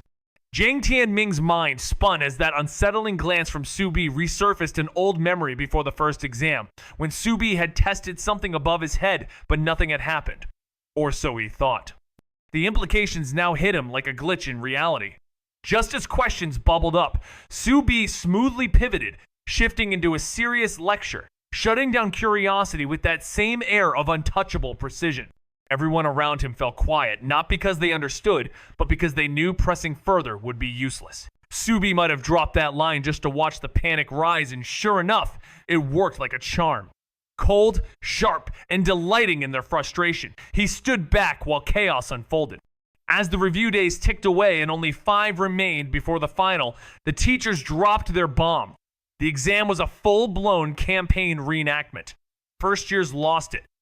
Screams of, "We have to act it out? And where do we even review that?" echoed through the halls. While some wailed about tech they never learned and others swore vengeance on the academy's so-called planning. The hallways became complaint battlegrounds. but the school let them vent just for a day. Then came the teachers, ruthless as ever, with a reality check. You think real campaigns come with cheat sheets? Their words hit hard. Panic turned to desperation. Every student dove headfirst into frantic review mode, the whole grade spiraling into study madness. And the upperclassmen? They watched the storm unfold with barely disguised amusement. While cramming for their own finals, the upper year students couldn't resist acting like smug onlookers, loitering at the edge of the first year's training grounds like nosy neighbors munching melon. But instead of harmless watching, they fired off condescending comments mocking the first years for still having academic reviews and poking fun at their early prep for ability campaigns, which technically weren't on their syllabus yet. Their arrogance bloomed until karma struck. A fed-up student ratted them out. The teachers, long annoyed and waiting for an excuse, gleefully struck back. The result? An announcement the next day exam difficulty doubled, with an added academic test before entering the brutal different space. The upper years had officially shot themselves in the foot, and the first years couldn't be happier. Meanwhile, Soo B and his group wrapped up group revision and shifted to solo study. With dread and precision, Soo B threw himself into campaign theory, convinced fate would shove him into one of those 1-in-6 hell scenarios. His instincts weren't about luck. He knew it had been too long since he crossed paths with a certain main character. Soo B figured the manga author was sticking to a strict pairing rotation every S-class student had to team up with the others at least once. And since his reshuffle hadn't yet landed him with Jiang Tianming, the odds pointed to now or next. But teaming with the protagonist's crew? That always meant chaos. No way would the manga gods let them prep in peace. Their review sessions were basically doomed from the start. Still, Soo B wasn't technically one of them, more like a narrative satellite with insider knowledge. So he figured he could still turn things around. If the universe really hated him enough to miss 5 out of 6 possible groupings, that'd be cosmic level trolling. Then, bam, the day before the exam, group assignments dropped. Soo B's hunch? Dead on. He was grouped with Jiang Tianming, plus the usual wildcard ensemble. And with that cast, disaster wasn't just probable, it was guaranteed. Right on cue, the manga consciousness chimed in. King of Abilities has updated. Please check. Soo B gave a crooked grin. Perfect timing. Maybe this update held the thread he needed. But first, back to class. He still had a role to play. The teachers, aware their students wouldn't concentrate the day before finals, chose to lecture on random campaign trivia. Once bound by rules against sharing test info, they now dropped hints freely to save face for the academy. After a long day, Soo B sighed and cast a longing glance at Ling Yu, who was quietly packing her bag. Why aren't we on the same team? He lamented. Her ability plague was built for war, thriving in chaos and spreading like wildfire. If only they were grouped together, the test would have been so much easier. Ling, you looked up, her voice calm. Want me to ask the teacher to switch? She owed him from the last mission, but never got the chance to repay him. Soo B, ever the lone wolf, waved her off with a grin. No way. I wouldn't steal someone else's 50 points. Just then, Ai Baozhu skipped over and clung to Ling Yu's arm. You can't leave, Xiao Yu! I need those 50 points! She chirped, then winked cheekily at Si Zhaohua. Even if I beat your score this time, don't worry, you'll always be my number 1. Provoked, Si Zhaohua didn't lose his cool. He smiled like a gentleman and declared, if both sides get 50 points, it's like no one did. If your score beats mine, I'll be proud of you. Confidence radiated off him like comic panel light, ready for the campaign reenactment showdown. But Zhao Xiaoyu's dramatic sigh cut the tension. She collapsed onto her desk, phone in hand, whispering, Li Shu's really locked up, huh? Ever since he was whisked away to exam duty, not a single message had slipped through. Sure, isolation during college entrance exam season was standard, but this was overkill. She wasn't planning to cheat exactly, just used to calling in favors. Now that her biggest resource was offline, unease crept in. Zhou Renji, always ready with a jab, scoffed, Don't count on him. Even if he could, he wouldn't talk. And right on cue, Meng Huai burst in like a surprise panel. Yo, everyone's here? Mu Taran leaned forward, eyes sharp. Teacher, are you here to announce something? After all, they'd been stuck in after-school review mode, and manhwa never entered a scene without purpose. Manhwa's sudden visit wasn't just formality, it carried weight. His cryptic warning about the illusion's realism struck a nerve. Treat everyone inside like they're real. Then he vanished, offering no reassurances, no school pride speeches. The implication was clear failure in the 3-school final meant more than grades. It meant exile from S-Class. As the students walked back in silence, Soo-bi opened the manga's newest chapter. Between dull study scenes and world-building fluff, he found what he needed. A fully illustrated moment of his lecture, his calculated eye contact with Jiang Tianming, and the audience's reaction exploding in the comments. His plan had been printed into canon. Provocation skill. Activated Q chaos. Zhou Renjie's stunned reaction said it all. Soo-bi, you okay? Confusion swirled as the cryptic line dropped. Who said I must use real people? That single phrase sent ripples through the forum like a plot twist no one saw coming. If no real people were needed, then why approach Jiang Tianming at all? Soo-bi calmly closed the manga, mission accomplished, and dived into the online chatter. Most posts stayed light, filled with fandom fluff, but a few sharp-eyed readers picked up on the deeper meaning. In one thread, the now famous line was dissected. Soo-bi's ability, Destiny Gear, manipulates fate, clearly something that would need human subjects. Or does it? The mystery just deepened. In a swirl of confusion and comic disbelief, the readers gather around the latest revelation. How did Soo-bi crack the mechanics of his ability without using real people? Suspicion brews, was he a villain all along? A spy even? One whispers their doubts, convinced that only experiments on actual humans could have led to such precision. But then, Soo-bi claims otherwise, insisting no real people were harmed, so if not humans, then what? Nightmare beasts? That makes no sense unless fake people were somehow involved. The crowd spirals into chaotic logic, offering sarcastic promises of zero rewards and negative savings to anyone who can make sense of Soo-bi's cryptic methods. Yet, the truth remains tangled in manga panels and memory storms, just like everything else in Soo-bi's rewritten world. OP checked for updates and came back to pure chaos. The thread had spiraled into wild theories and desperate tags for a legendary commenter. Prophet finally appeared, and the speculation exploded. Maybe Soo-bi was using an item to summon fake people that act real for experiments, a trick from the memory-warped depths of the manga world. Others guessed illusions or reality-bending tests. Someone cried out that no one could have predicted it, accusing the creator of playful cruelty.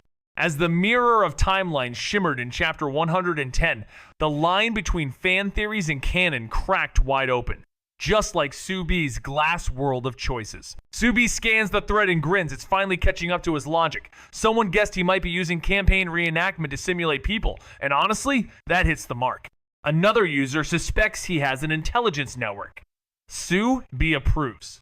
But instead of riding the wave, he drops his own bomb, a prophet thread, calmly explaining that yes, he's experimenting, but not on real people. Take Jiang Tianming, for instance. That wasn't the real one, just a perfect illusion copy created for testing. While the forum buzzes, Soo-bi logs off, drowning in exam stress.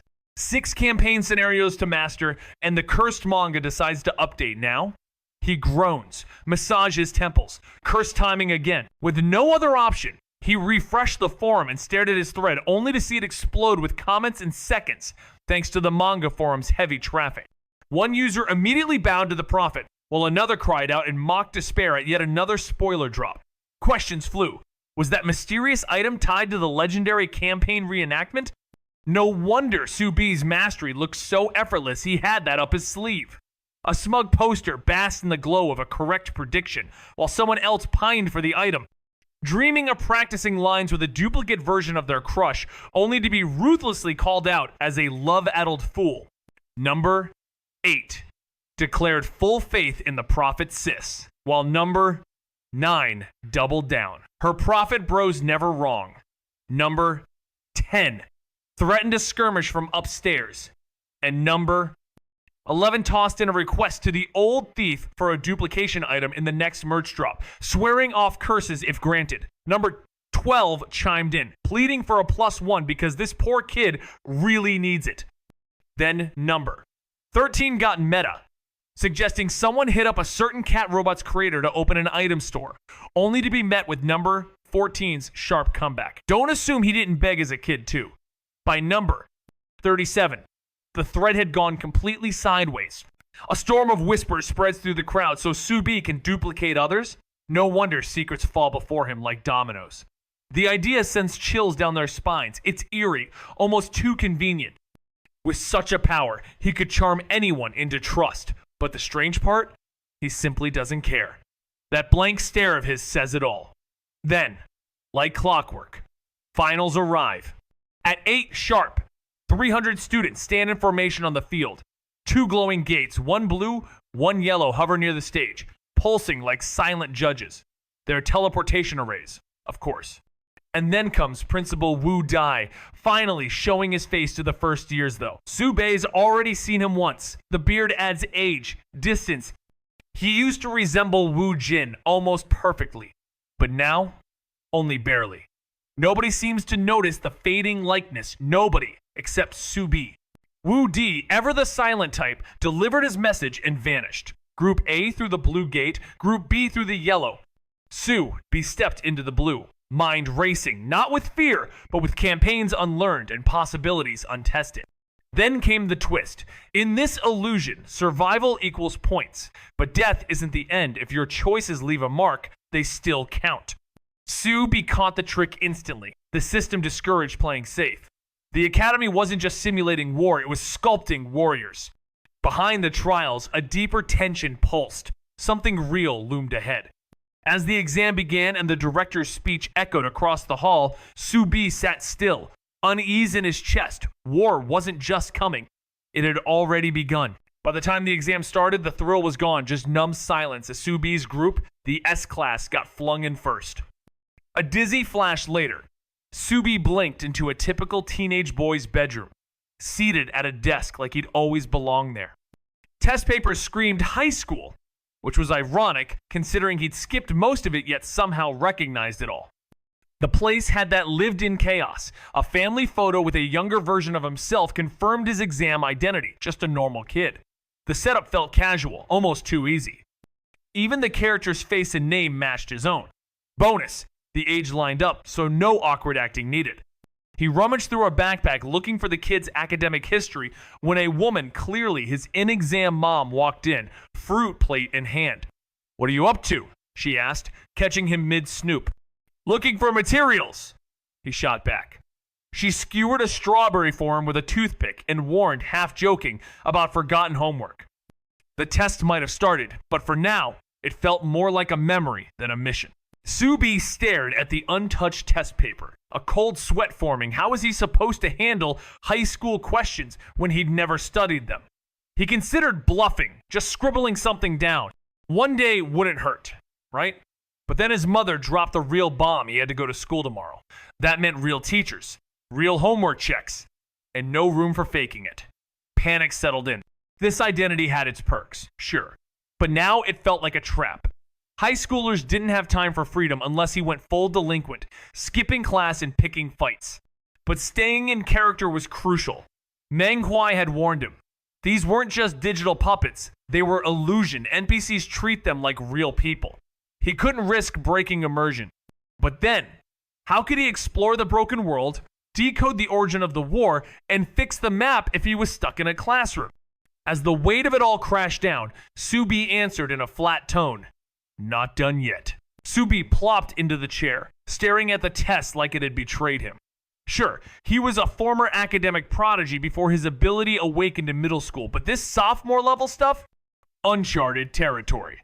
With a sigh of defeat, he pulled out his phone, face scanned, and click, each question captured like a pro. Moments later, paper done, or at least faked, he snatched up a basketball and made his exit. "Going to play," he declared, cool as ever. His mother, broom in hand, shot him a look. "Homework done?" "Yeah, right." It was Sunday, and homework didn't just end on one sheet. But hey, the role must be played. "Done," he lied smoothly. She waved him off like a real mom, casual, commanding, complete. No glitches, no cracks in the illusion. And as he hit the ground floor, Subi's thoughts shifted. Buildings familiar, style dated. This world? 10 years back? Maybe. He figured something was off the moment he spotted someone using a phone booth. Those relics were just set dressing now. Yet here, they worked, as if time had folded back a decade or two. Two old campaigns came to Subi's mind. One where Nightmare Beast surged from a single, massive, different space outside the city, brutal but straightforward, and another inside the city, where countless tiny rifts spewed beasts in random corners, catching everyone off guard and causing chaos. Ironically, neither of these made it into their official review. Everyone had gambled on foreign events, thinking domestic ones were too obvious. Turned out they were wrong. Disaster struck, and most were unprepared except Sue B, who had sensed the risk and skimmed the rest just in case. Not enough to master them, but enough to not be blind. He hadn't memorized exact dates, only vague cues. Flight teams deployed, crowd evacuations, firepower everywhere. It was messy, and now, with only fragments of prep in a city teetering, he climbed into a taxi, heading for the edge where the past and the present blurred. His current body had just enough cash to get by, perfect for now. With sharp eyes, Subi searched for signs of a different space, hoping to sniff out the campaign's type if he was lucky. Best case scenario? Spot the early symptoms of a Nightmare Beast tide and tip off the authorities to slash the damage. Even if it meant leaving the exam unfinished, he didn't care about his score. That was the plan. Simple, elegant, and entirely in character. Warning others wasn't exactly something his role would usually do, but using it as an excuse to exit early? Justified. He wasn't aiming to level up through this plot anyway. He was holding out for a manga update specifically, one that might reveal an illusion-duplicating item he could use to analyze the Destiny Compass. Until then, he could loaf around guilt-free, still fully in character. Different space entrances weren't subtle. Big ones left visible scars, unnatural vegetation patterns, sudden barrenness where weeds once thrived. Smaller portals, though, slipped under the radar. As the taxi circled the outskirts, Sue B stayed alert, tuning out the driver's endless chatter about random gossip and subtle digs for personal info. Staring out the window, he caught nothing. Eventually, the driver cracked. "Kid, you running away from home?" "Huh?" Sue B blinked, caught off guard by the driver's smug remark about runaways. Playing along, he adopted a moody tone, claiming he just needed air and would return home after clearing his head. The driver, buying it completely, offered one more loop, and Sue B agreed without hesitation. But the ride revealed nothing. Had he come too early, or had the different space not opened yet? Or worse, was it already shifting into urban unrest? That would complicate things, especially since he didn't remember the entrances. Resigned, he returned home, forced to beg classmates for weekend assignments the original owner hadn't recorded. Then while flipping through chat apps, he froze. Something had clicked. Sue B scrolled through group names until one stood out. 3-school joint exam, final exam. The creator was a student from another academy, and without hesitation, Sue B joined using his school name. Once inside, he changed his nickname and scanned the lively chat. Though the group had only 7 members among 500 examinees, their early initiative impressed him. The warm welcome came fast, peppered with humor and teasing about assigned roles. But then came a serious question from the group leader. Did Sue B know what campaign this was? He did have a guess, but staying in character, he kept that knowledge to himself. He ignored the question, deep in thought. "I'm a student. What about you all?" One by one, the others chimed in with their roles. Janitor, teacher, unemployed, elementary kid, lawyer, doctor, spotting teacher, and doctor. Sue B's eyes gleamed. He typed, "I do know some things about the campaign, but if you want the details, get me out of school. I need freedom to move." That lit up their screens like fireflies. He knew something? In this game, that was gold. But then the backlash came. What's that supposed to mean? We're here to save the city, not cut class. The teacher said we stick together. Sue B chuckled, unfazed. Then go snitch to the teacher. And with that, he muted the group, waiting. Those truly interested would message him. It didn't take long. Wang Qiangxin, the doctor, reached out privately. "Ignore that loudmouth. I'm a doctor at First People Stock. Fake a stomachache and register under my name, Dr. Wang." He promised to get him a week off, first solid start. Sue B nodded, deal struck, asking if today worked. But the reply came back casual. Tomorrow afternoon. He's off today. Subi sighed, still had to submit homework. But fine, one day was manageable. He mentioned 2 campaigns that fit the timeline, promising to share them tomorrow. Closing his phone with a grim look, Subi dove back into assignments. Next day, the classroom buzzed with unfamiliar faces. Luckily, the original guy hadn't been popular, so no one noticed him. The quiet morning passed. Being back on a normal campus, even in a forgotten Chinese class, left Subi half-dazed. He craved this peace, and yet, it bored him. For someone wired for battle, this calm felt like static. Years of school life blinked away like mist. But he knew he'd adapt fast, too fast. Didn't matter though, he'd already found an exit. After lunch, he slumped at his desk, pale and soaked from a sink splash, faking weakness from tweaking his gear, looking just sick enough. The teacher rushed down, startled. "Sube, are you okay?" he barely whispered. "Stomachache." Her face turned pale. No one gets sick in her class without causing a storm. She ordered the monitor to take over, called the Chinese teacher, then signaled 2 boys to help carry Subi out while she dialed his mother. At the hospital, after the usual procedure, Subi scored a week off. But he didn't waste time. He passed on the intel to Wang Qiangxin. The older man frowned. "Shouldn't we tell the authorities?" Subi shook his head. Without proof, no one would buy it. Sure, he had destiny gear, something close to prophecy, but a random student predicting a beast wave? That's a recipe for suspicion. In a world where NPCs weren't just background props, but maybe real, things got weird fast. And he didn't even trust the academy to handle an early warning. If any of the 500 students could guess, the whole system would collapse. With enough preparation, the looming threat of the campaign shrinks, making training seem pointless. Subi, recalling his teacher's advice to treat NPCs as real, senses that tipping off the government would only cause backlash. With a sly smirk, he tells Wang Qiangxin, "You can try. I support you mentally." "Suspicious," Wang probes. "You know something?" Subi, ever elusive, replies, "Guess." After they part, Subi's mom scolds him over his sudden illness and warns him to rest instead of going out, convinced yesterday's basketball game caused his stomachache. Playing the good son, Subi stays in all day. The next morning, he gets 2 messages. One is Wang, asking to pass the info to someone else to test the government warning idea. Subi agrees without hesitation. If it works, he might miss a shot at glory, but he still scores for the idea. Logic, though, tells him it won't too many holes. Still, a real-world test suits him. The second message? 2 friend requests, one from Jiang Tianming, the other from Lan Subing, both from the joint exam group. Subi agreed, and in a flash, Jiang Tianming formed a group chat, pulling the 3 of them together. Lan Subing spoke up first, curious about their identities and eager to meet. Then casually dropped a bomb. She worked for the government but had enough savings to quit anytime. Subi couldn't help but envy that kind of freedom. She could commit fully to their strange mission. But Jiang Tianming's situation stole the spotlight after Subi revealed his own setup. Jiang, silent for a beat, finally dropped a sweating emoji and confessed he'd been assigned the role of a prisoner. Total silence.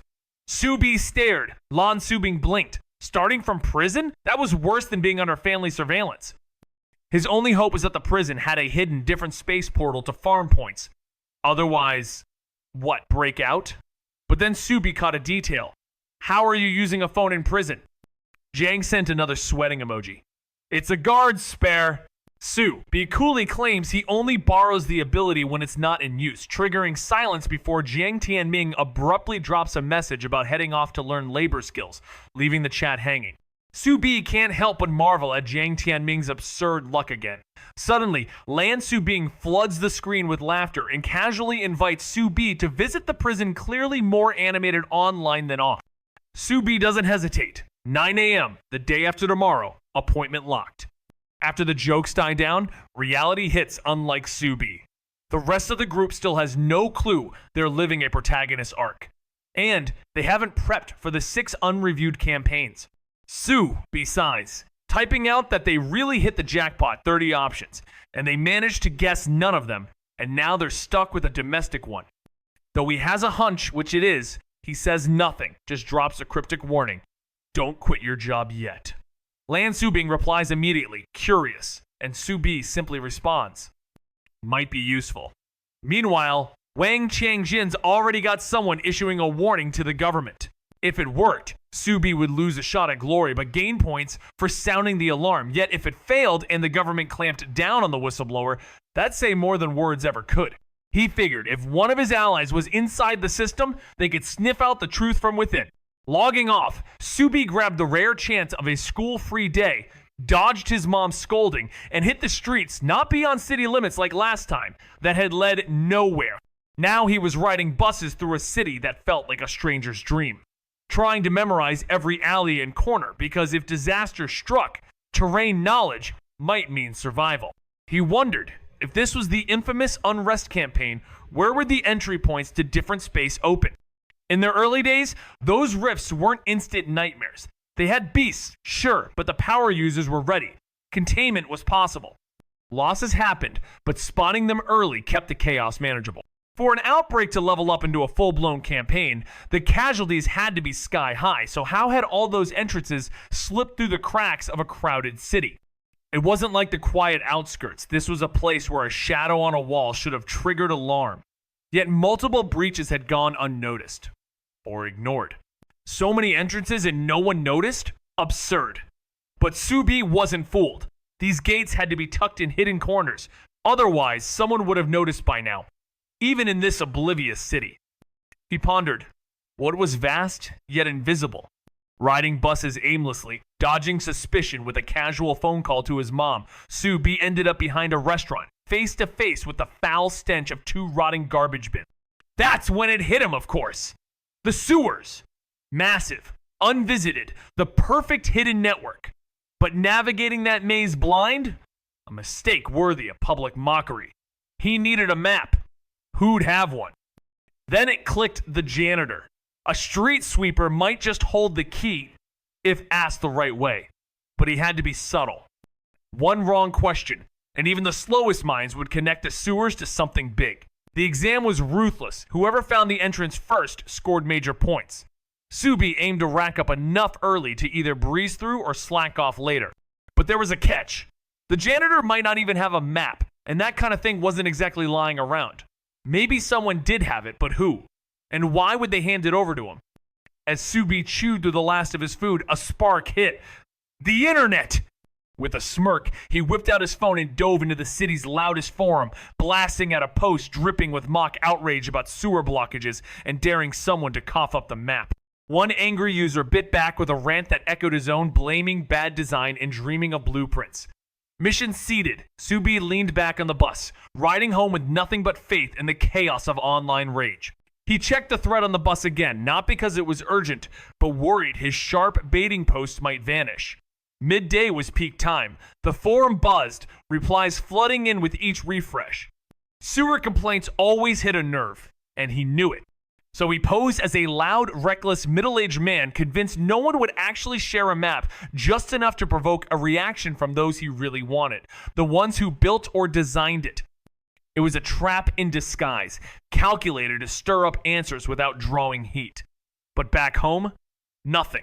So he adjusted his destiny gear, hoping to sway fortune. Luck was a cruel joke to him, but wasting his ability felt worse. When his mom saw his drained face, concern mixed with scolding, "You look awful. Still running around while sick? What did you even do today?" He told the truth. Took the bus, whole loop. His voice was tired, like it had been a journey through more than just the city.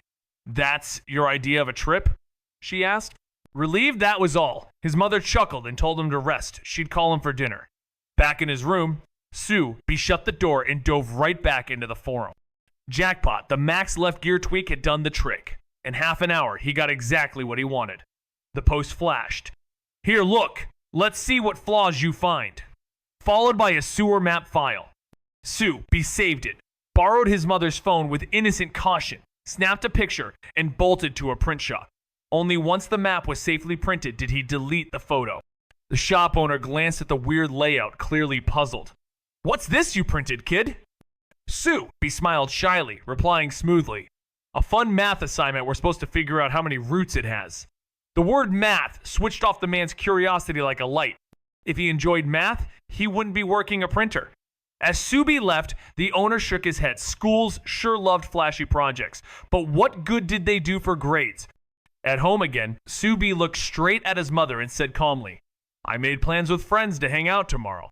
She asked nervously, "Boy or girl?" fearing romance might mess up his already average grades. Subi, always straightforward, replied, "One boy, one girl."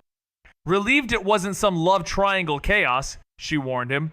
"Fine, but follow the doctor's orders, no strenuous activity." Subi saluted with an okay and headed to his room, tossing textbooks aside to pack essentials.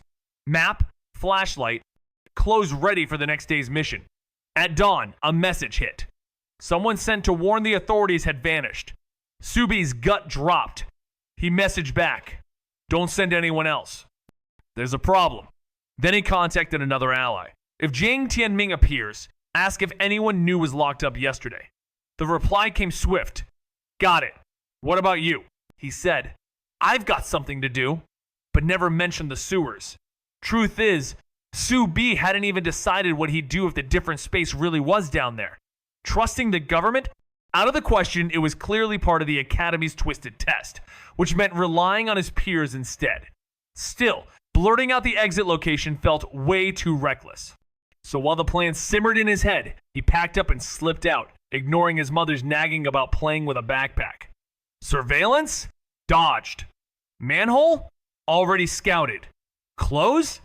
Changed and sealed, all to keep suspicion off his trail. Mask on, boots laced, he descended into the dark with only a flashlight in his own heartbeat.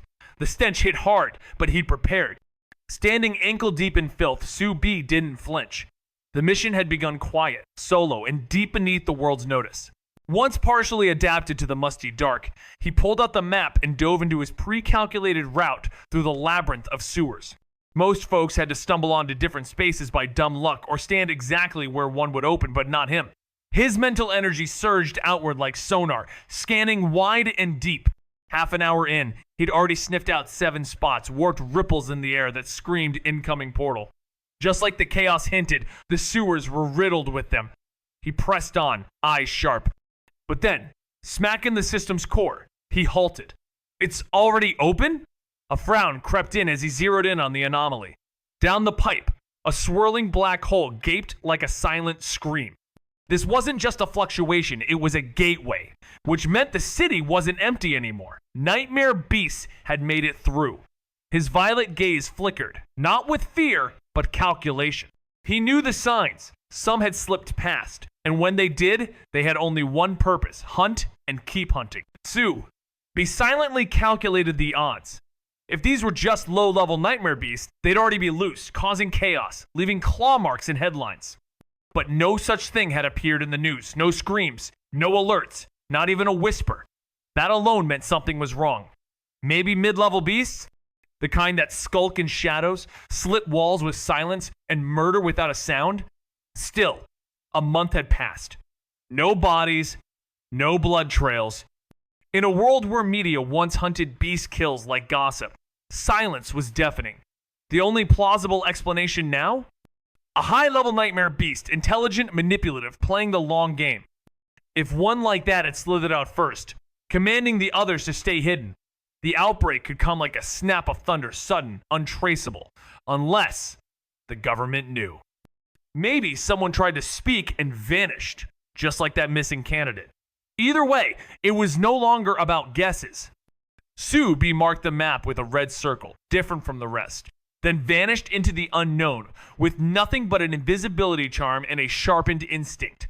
In a space where terrain often hinted at danger, Subi entered what seemed like a harmless forest, an environment that usually bred only low-tier nightmare beasts.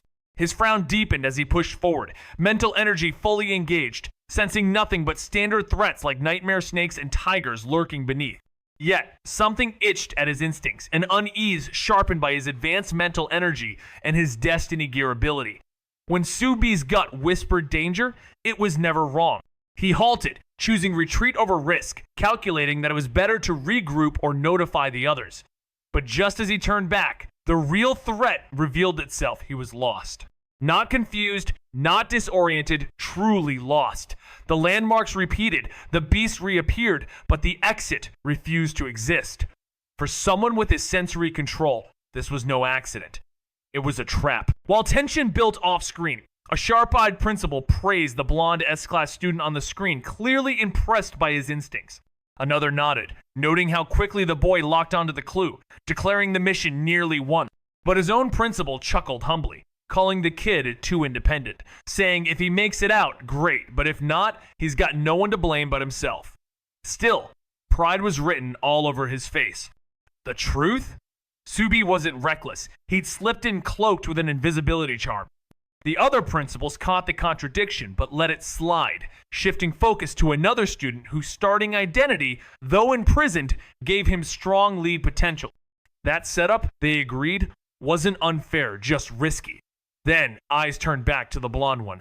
That's Subi, right? One said, pointing him out again just as another figure, manhwa, stepped into frame. Inside the secluded viewing room reserved for the elite, an S-class teacher stood quietly as the conversation unfolded.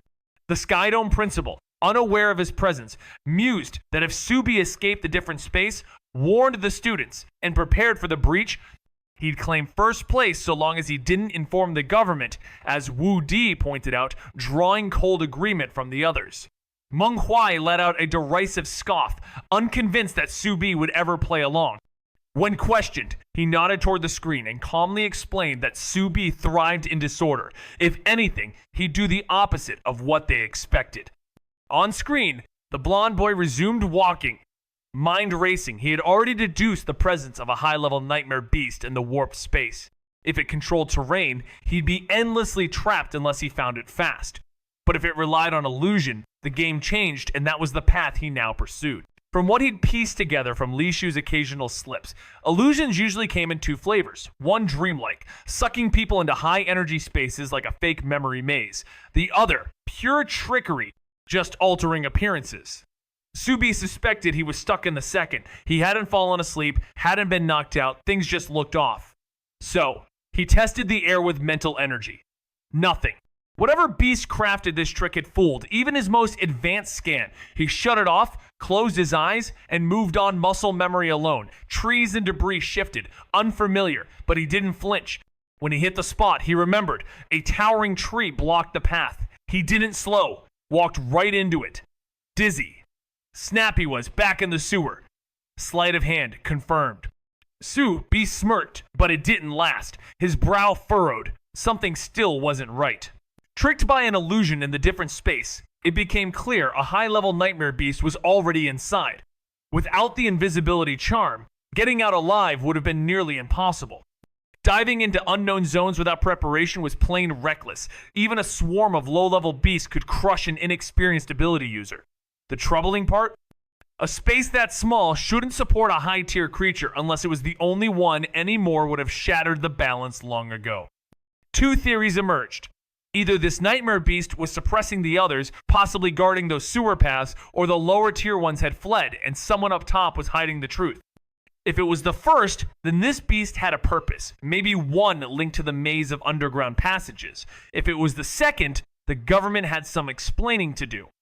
Subi simply shook his head, updated the map, and decided to let the situation unfold naturally. No need to panic. The exam wasn't over. At 2 p.m., he surfaced, cleaned off the grime, and left the alley new clothes on, but the stink of the hunt still clinging faintly to his skin. Wrinkling his nose, he dashed home, flinging the door open without closing it, barely greeting his mom before vanishing into the bathroom. She closed the door behind him, sniffed the air, and muttered something about a septic tank disaster. After scrubbing himself multiple times until not a trace of stench remained, Subi returned to his room, phone in hand. One day offline had packed his inbox. Messages from Wang Qiangxin, Jiang Tianming's group, and new friend requests. Wu Mingbai, Qi Huang, Si Xiaohua, Zhou Renji. They'd all joined the main group except Feng Lan. Subi checked the group chat first. Jiang Tianming had tracked down the person Subi mentioned, now imprisoned for spreading rumors. Enraged, the man blasted the city's leadership, claiming they rejected his intel as poisoned, saying they'd get what they deserved. Jiang Tianming comforted him while probing for more info, eventually linking the situation back to Su Bi and tagging him to ask if he'd reviewed the campaign. Meanwhile, others were already deep in the map gathering teammates, charting zones. Chi Huang reported the campaign reenactment map matched their city and its outskirts, but the borders blocked further travel. No new cases, no nightmare beasts, yet a shadow loomed. Her precinct's mysterious squad rumored ability users had left days ago. They came back looking calm, but said nothing. A quiet tension buzzed under their silence. Meanwhile, Lan Subing, an observant but socially distant government worker, noticed her superior acting strangely agitated, no longer lounging with tea, but dashing around, tight-lipped and troubled. How she even got this info, no one knew. Out on the streets, Wu Mingbai discovered a suspiciously small entrance to a different space, uncertain if it linked to the recent chaos.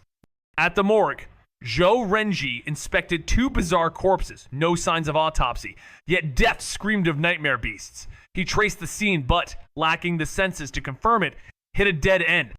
Ironically, the site was right by Wu Mingbai's alley. Coincidence? Hardly. Then came Si Zhaohua, floating unseen with his invisibility charm, rounding up the rest of the team like a cosmic delivery boy, his main talent, finding people. Oddly enough, Zhou Renji's eerie clue proved most valuable to Su Bi. If nightmare beasts were killing in the city, it meant they'd broken out from the different space.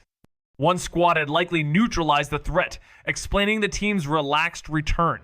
But that calm hid a bigger mystery, one that pulsed beneath the city like a buried heartbeat. Even if they'd never questioned it before, the candidate's ominous warning should have set off alarms. Why jail someone over rumors and then do nothing? Lan Subing's grumpy superior, clearly rattled, sensed the same but still sat on his hands. Then ding, a message from Jiang Tianming popped up. There's a key clue in the prison. I'm handing over the phone. I'll share the clue later. Su Bi didn't hesitate to trust him. Protagonists always carried critical clues like a magnet for plot. That prison stay? Not bad luck, it was strategy. Still, Su Bi wasn't jealous. He liked his life clue-free and comfy. But now, with everything adding up, one question loomed. Why was the government hiding the truth about different spaces' emergence? Su Bi felt it. Once Jiang cracked the clue, the full puzzle would snap into place. Just as he stretched in smug confidence, he glanced outside and froze. Surrounded by concerned elders, sat a pale, white-haired boy with eerie calmness. It was him, Feng Lan. Su Bi dashed out, barely slipping on his shoes as he told his mom he had to meet a friend. Downstairs, a curious crowd had already gathered, mostly elders poking at the silver-haired intruder with questions about illness, hair dye, and hospital escapes. Calm and composed, Feng Lan deflected each suspicion with short, firm denials. Su Bi muscled through the group and grinned, inviting him up for dinner like nothing was strange. Dragging him into the stairwell, he asked what had been bugging him. How did Feng Lan even find him? Away from the noise. Feng Lan finally exhaled. Su Bi teased him. If it was so annoying, why let it happen? The answer came with eerie ease. Feng Lan had used prophecy to locate him, and since the crowd meant no harm, he didn't resist. That alone raised Su Bi's eyebrow. Was his power that refined already? But this wasn't a casual visit. Feng Lan revealed the reason. He'd seen fragments of the future where chaos broke loose during the final exam, and among the fighting students, only Su Bi stood outside the frame. Su Bi was caught off guard when Feng Lan found him slacking on a rooftop, but instead of scolding him, Feng Lan wanted to join. Su Bi, suspicious, questioned if Feng Lan didn't care about his score, since slacking usually meant failure unless, like Su Bi, you had a hidden method to succeed. Unexpectedly, Feng Lan was well prepared, calmly presenting a certificate revealing his ability, Prophecy, a non-combat power designed for behind-the-scenes strategy. With prophetic foresight, he planned to post his predictions online, warning others of the impending war. In a world built on rewritten memories and fading identities, this wasn't laziness, it was strategy in disguise. If they believed him, the preparations would save lives and earn him a hefty pile of points. Using his ability to assist, as Meng Huai once hinted, stacked up bonus points too. He might not hit first place, but his score wouldn't embarrass. Two minds, Same trick. Both Subi and the other had prophecy-like powers, and both played the info gap game, but their targets differed. One warned the civvies, the other focused on those with abilities. How do you pull so much data when your prophecies are rare? Subi asked, suspicion laced with curiosity. The answer? Because they're rare, they aren't leashed. Subi's envy was instant low restrictions, meant timing was fair game. Ask the right thing, and nothing stayed hidden. It wasn't easy, but it was doable. So, Subi pushed. When does the campaign blow? He needed to drop intel before the chaos kicked off. Timing meant everything. Too late, and all that prep would shrivel. But the reply came with a shake of the head. No precision, just within a week. That was the price of volume, sacrifice detail. 1 week.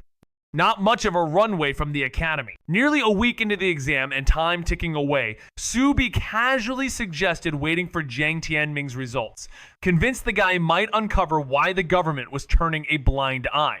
With a sly grin, he dropped the bomb they'd be visiting Jiang in prison tomorrow and invited Feng Lan along.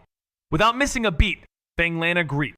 Subi added him to the group chat, sparking a storm of enthusiastic replies from classmates, ready to offer their unique brand of comfort to poor Jiang. Whether Jiang wanted it or not wasn't their problem. Amid the chaos, Subi suddenly asked Feng Lan about his role. Calmly, Feng Lan replied he was an ability user, jobless, and looking for a place to crash. Subi didn't mind and brought him home, where his mom, curious but kind, asked questions. Subi spun a quick-tailed classmate from next class, lunch buddy. Solid friend, and she bought it. The next day, the full cast of S-Class misfits assembled at the reenactment site, and Zhou Renjie couldn't help blurting out in disbelief at the sight of Subi walking in with Feng Lan. Someone quipped, "You've been quiet. Not aiming for last place, are you?" His mouth running faster than his brain, completely missing the tense air and the unspoken truth Subi clearly held. Si Zhaohua, ever the curious type, asked how the unlikely duo came together.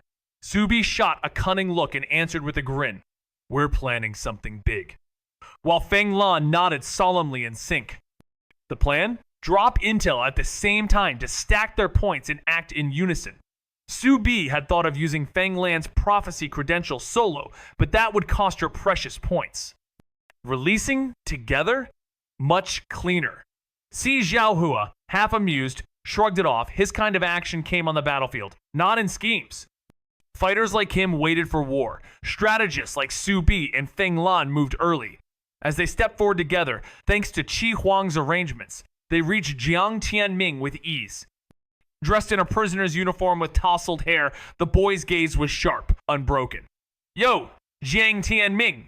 Zhou Renjie kicked it off with his usual jab, mocking Jiang Tianming's fall from grace like it was comedy hour. Si Zhaohua, not one to miss a beat, chimed in with mock sincerity, questioning if breaking the law was really necessary. Then came Wu Mingbai, ever the clown, teasing that being a criminal must be a fresh experience. All eyes locked on Jiang Tianming's exhausted face, shadows under his eyes betraying sleepless nights. But this guy wasn't some easy target raised in chaos, stronger than inmates, too seasoned to break. Still, night scuffles were one thing. Forced labor by day was a whole other beast. Jiang Tianming laughed off their banter, tossing back a sarcastic line about them not wanting the intel. That got Subi moving fast, flipping the script with a sly play for sympathy and a ridiculous nickname, Little Ming, that nearly made Zhang roll his eyes out of his head. The others were fuming like Subi just leapfrogged them. Finally, with the stage cleared, Jiang dropped the real deal. The candidate Subi had asked him to check, the one jailed just for speaking truth, he'd found him. Subi nodded slightly, and the voice continued, revealing someone else had already discovered the alley's different space before they even arrived. It made sense such an entrance wouldn't go unnoticed, no matter how hidden. But then came the real question. Why didn't the government act? Wu Mingbai asked. And Lan Subing offered a hushed guest party politics, maybe. A typical answer from too many late-night dramas. But Jiang Tianming laughed bitterly. Politics? No. They were united in downplaying it, in letting beasts slip through just to turn the cleanup into a flashy achievement that hit everyone hard. The logic was brutal. Stopping a crisis quietly earned nothing. Surviving one in chaos, however, gained applause. Wu Mingbai's voice dropped to a chill. Too bad they didn't expect this tiny crack to explode into a campaign. It wasn't all on the government. They simply thought it was a small threat, controllable, and kept quiet. If it had just been one, things might have stayed manageable, but multiple in the sewers meant chaos was inevitable. With the government's silence finally understood his pride, not plotting, Su be let go of his suspicions. Reporting only the surface would have earned someone a jail cell for spreading panic, but revealing the web of sewer entrances meant no one could pretend ignorance anymore. Doing so would be political suicide unless they planned to let the whole city burn. We move tomorrow? Subi asked, and Feng Lan, without a word, agreed. But Jiang Tianming cut in, teasing. Hey Feng Lan, did you divine the campaign start? Within a week, she answered. That short window pulled tension tight, time was slipping, and everyone felt it. Su Bi and others who thrived before battles rushed to act. Fighters who needed actual combat to gain points started assembling squads. No one sane would fight Nightmare Beast solo. Unless they had some freak ability, they'd be crushed. But a well-matched team, especially with support backing them, stood a chance. And the battlefield itself? It had to be chosen smart. This wasn't just about strength, it was survival. Su Bi's earlier hint about the campaign being either an urban showdown or an external siege had already made the rounds, and with both options demanding ideal battlegrounds, laying traps early was a stroke of genius.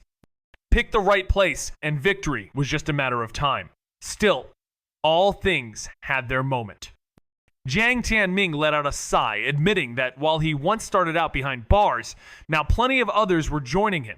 That got Qi Huang's attention, her inner gossip radar kicking into high gear. One candidate, a doctor, had been detained for a botched surgery that led to a patient's death. Another got locked up for digging traps in broad daylight, accidentally damaging a power line. And one unlucky soul revealed they were an ability user and immediately got labeled a spy. Colorful causes, but grim outcomes. The crew grimaced as Qi Huang shook her head, pointing out that if these people treated the place like a real society, none of this would have happened. The doctor should have walked away. Most had enough funds to survive a month or two, or at least borrow from others. Rushing a surgery without preparation showed he didn't see the locals as real people. As for the trap digger, doing it at night would have saved a lot of trouble. Daytime digging, even with good intent, made the city look bad. And outing yourself as an ability user? That was just asking for trouble. A seemingly ordinary non-ability user awakening raised no alarms within the illusion, though its should of reality didn't play by those rules. Si Xiaohua, narrowing his eyes at Su Bi and Feng Lan, muttered a warning, clearly bracing for their next unpredictable move. But Su, be cool as ever, dismissed the tension with a raised brow and a calm, relax. We're doing something good for everyone. Though his real concern wasn't them, it was Qi Huang, the police officer. Once their intel went public, chaos would rip through the city like a memory storm, leaving the authorities drowning. Back in his room, brushing past Feng Lan's stunned gaze, Su Bi casually requested, "Teacher, can I request an off-field link now? If classmates voluntarily give me points, does it count?" That simple question yanked the teacher out of passive mode, triggering a chain reaction within moments. 3 principals stood listening. Wudi laughed, recognizing Su Bi's non-traditional flair, while Principal Xiao, amused, gave her nod. As long as it encouraged cooperation and didn't cross ethical lines, it was fair play. Shangguan added one rule: no coercion through threats of elimination. If Su Bi earned this edge, so could others. As expected from past battles, the threat of elimination loomed large, but this time, unity trumped strategy point transfers were off limits at first. That is, until someone proposed it and the rule shifted. Now allowed, but only if done willingly. That night, every candidate received a private broadcast. Points can be transferred voluntarily. Any threats will result in disqualification. Repeating. Su Bi, unsurprised but still pleased, let a smile play across his face. Hearing the same message, Feng Lan remarked, "Looks like you'll get your wish." Su Bi chuckled. "Not like you, great prophet. You rack up points with ease." No sarcasm, just facts. Feng Lan's prophecy ability made contribution points flow like water, especially during major events. but such effortless saves meant mid to high scores, not the peak. Curious, Subi asked, "Didn't think you'd aim higher?" Feng Lan calmly replied, "No need. My family doesn't need it either. They want my prophecy to shine. For the prophecy-driven clan, saving lives sold better than slaying beasts, proof of their legacy." Subi's gaze turned sharp with irony. "Good thing you're in peaceful times."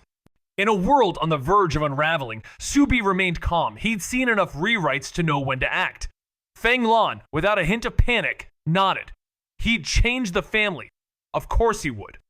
Subi believed it too. When you're part of the core cast, unless you're wiped early, anything's possible. As the memory storm loomed, Subi double-checked. Had his mother secured the supplies? She had. But her gaze drifted toward his room, uncertain. Was his friend's family really that powerful? Subi confirmed it, serious as ever. Ability users, no joke. If a different space ripped through the city, they'd stay home. No school, no chaos, just lockdown. By morning, Subi, newly promoted to admin thanks to tipping off Wang Qiangxin, dropped a message in the group. 2 voluntary points get you a map of most different space entrances. Certified by the contract. 1 point mandatory for those using it in trials. The contract, an ability item from the Academy's point store, made it binding. In this manga-torn reality, knowledge wasn't just power, it was memory currency. Thankfully, store items weren't completely banned during the final exam, though anything too powerful got the axe, except for the invisibility charm, which only worked if you stayed untouched and non-violent. Subi, ever the tactician, used it right at the start to avoid getting caught in crossfire later. The chat exploded in disbelief. Already? No way! 2 points? Tempting. Skepticism sparked, but someone reminded the crowd. Subi was S-class, his ability close to prophecy. That was all the convincing they needed. Private messages flew in. Thanks to the contract, they wouldn't lose points unless they acted on his intel. And even if they shared it, others still owed him. Confident, Subi released his sewer map, already marked for survival. First in line, Wang Qiangxin, who traded before and knew Subi didn't deal in junk. When he got the map, shock hit him like a memory storm. In the sewers? How'd you find it? Subi, ever casual, just said, "Guessed. Don't forget to spread the word." And spread it did. Soon, candidates swarmed in. His price? Just 2 points. Trivial, really. After all, slaying a low-level nightmare beast only earned 0.5 points. 2 points meant 4 kills. For those skilled enough to fight, 2 points were worthless. But Subi wasn't selling points, he was selling maps to unknown different spaces. That kind of intel, worth its weight in ink and then some. For him, it was strategy incarnate. 500 players, even if only 400 used his info, meant 800 points flooding his way through contracts woven into every exchange.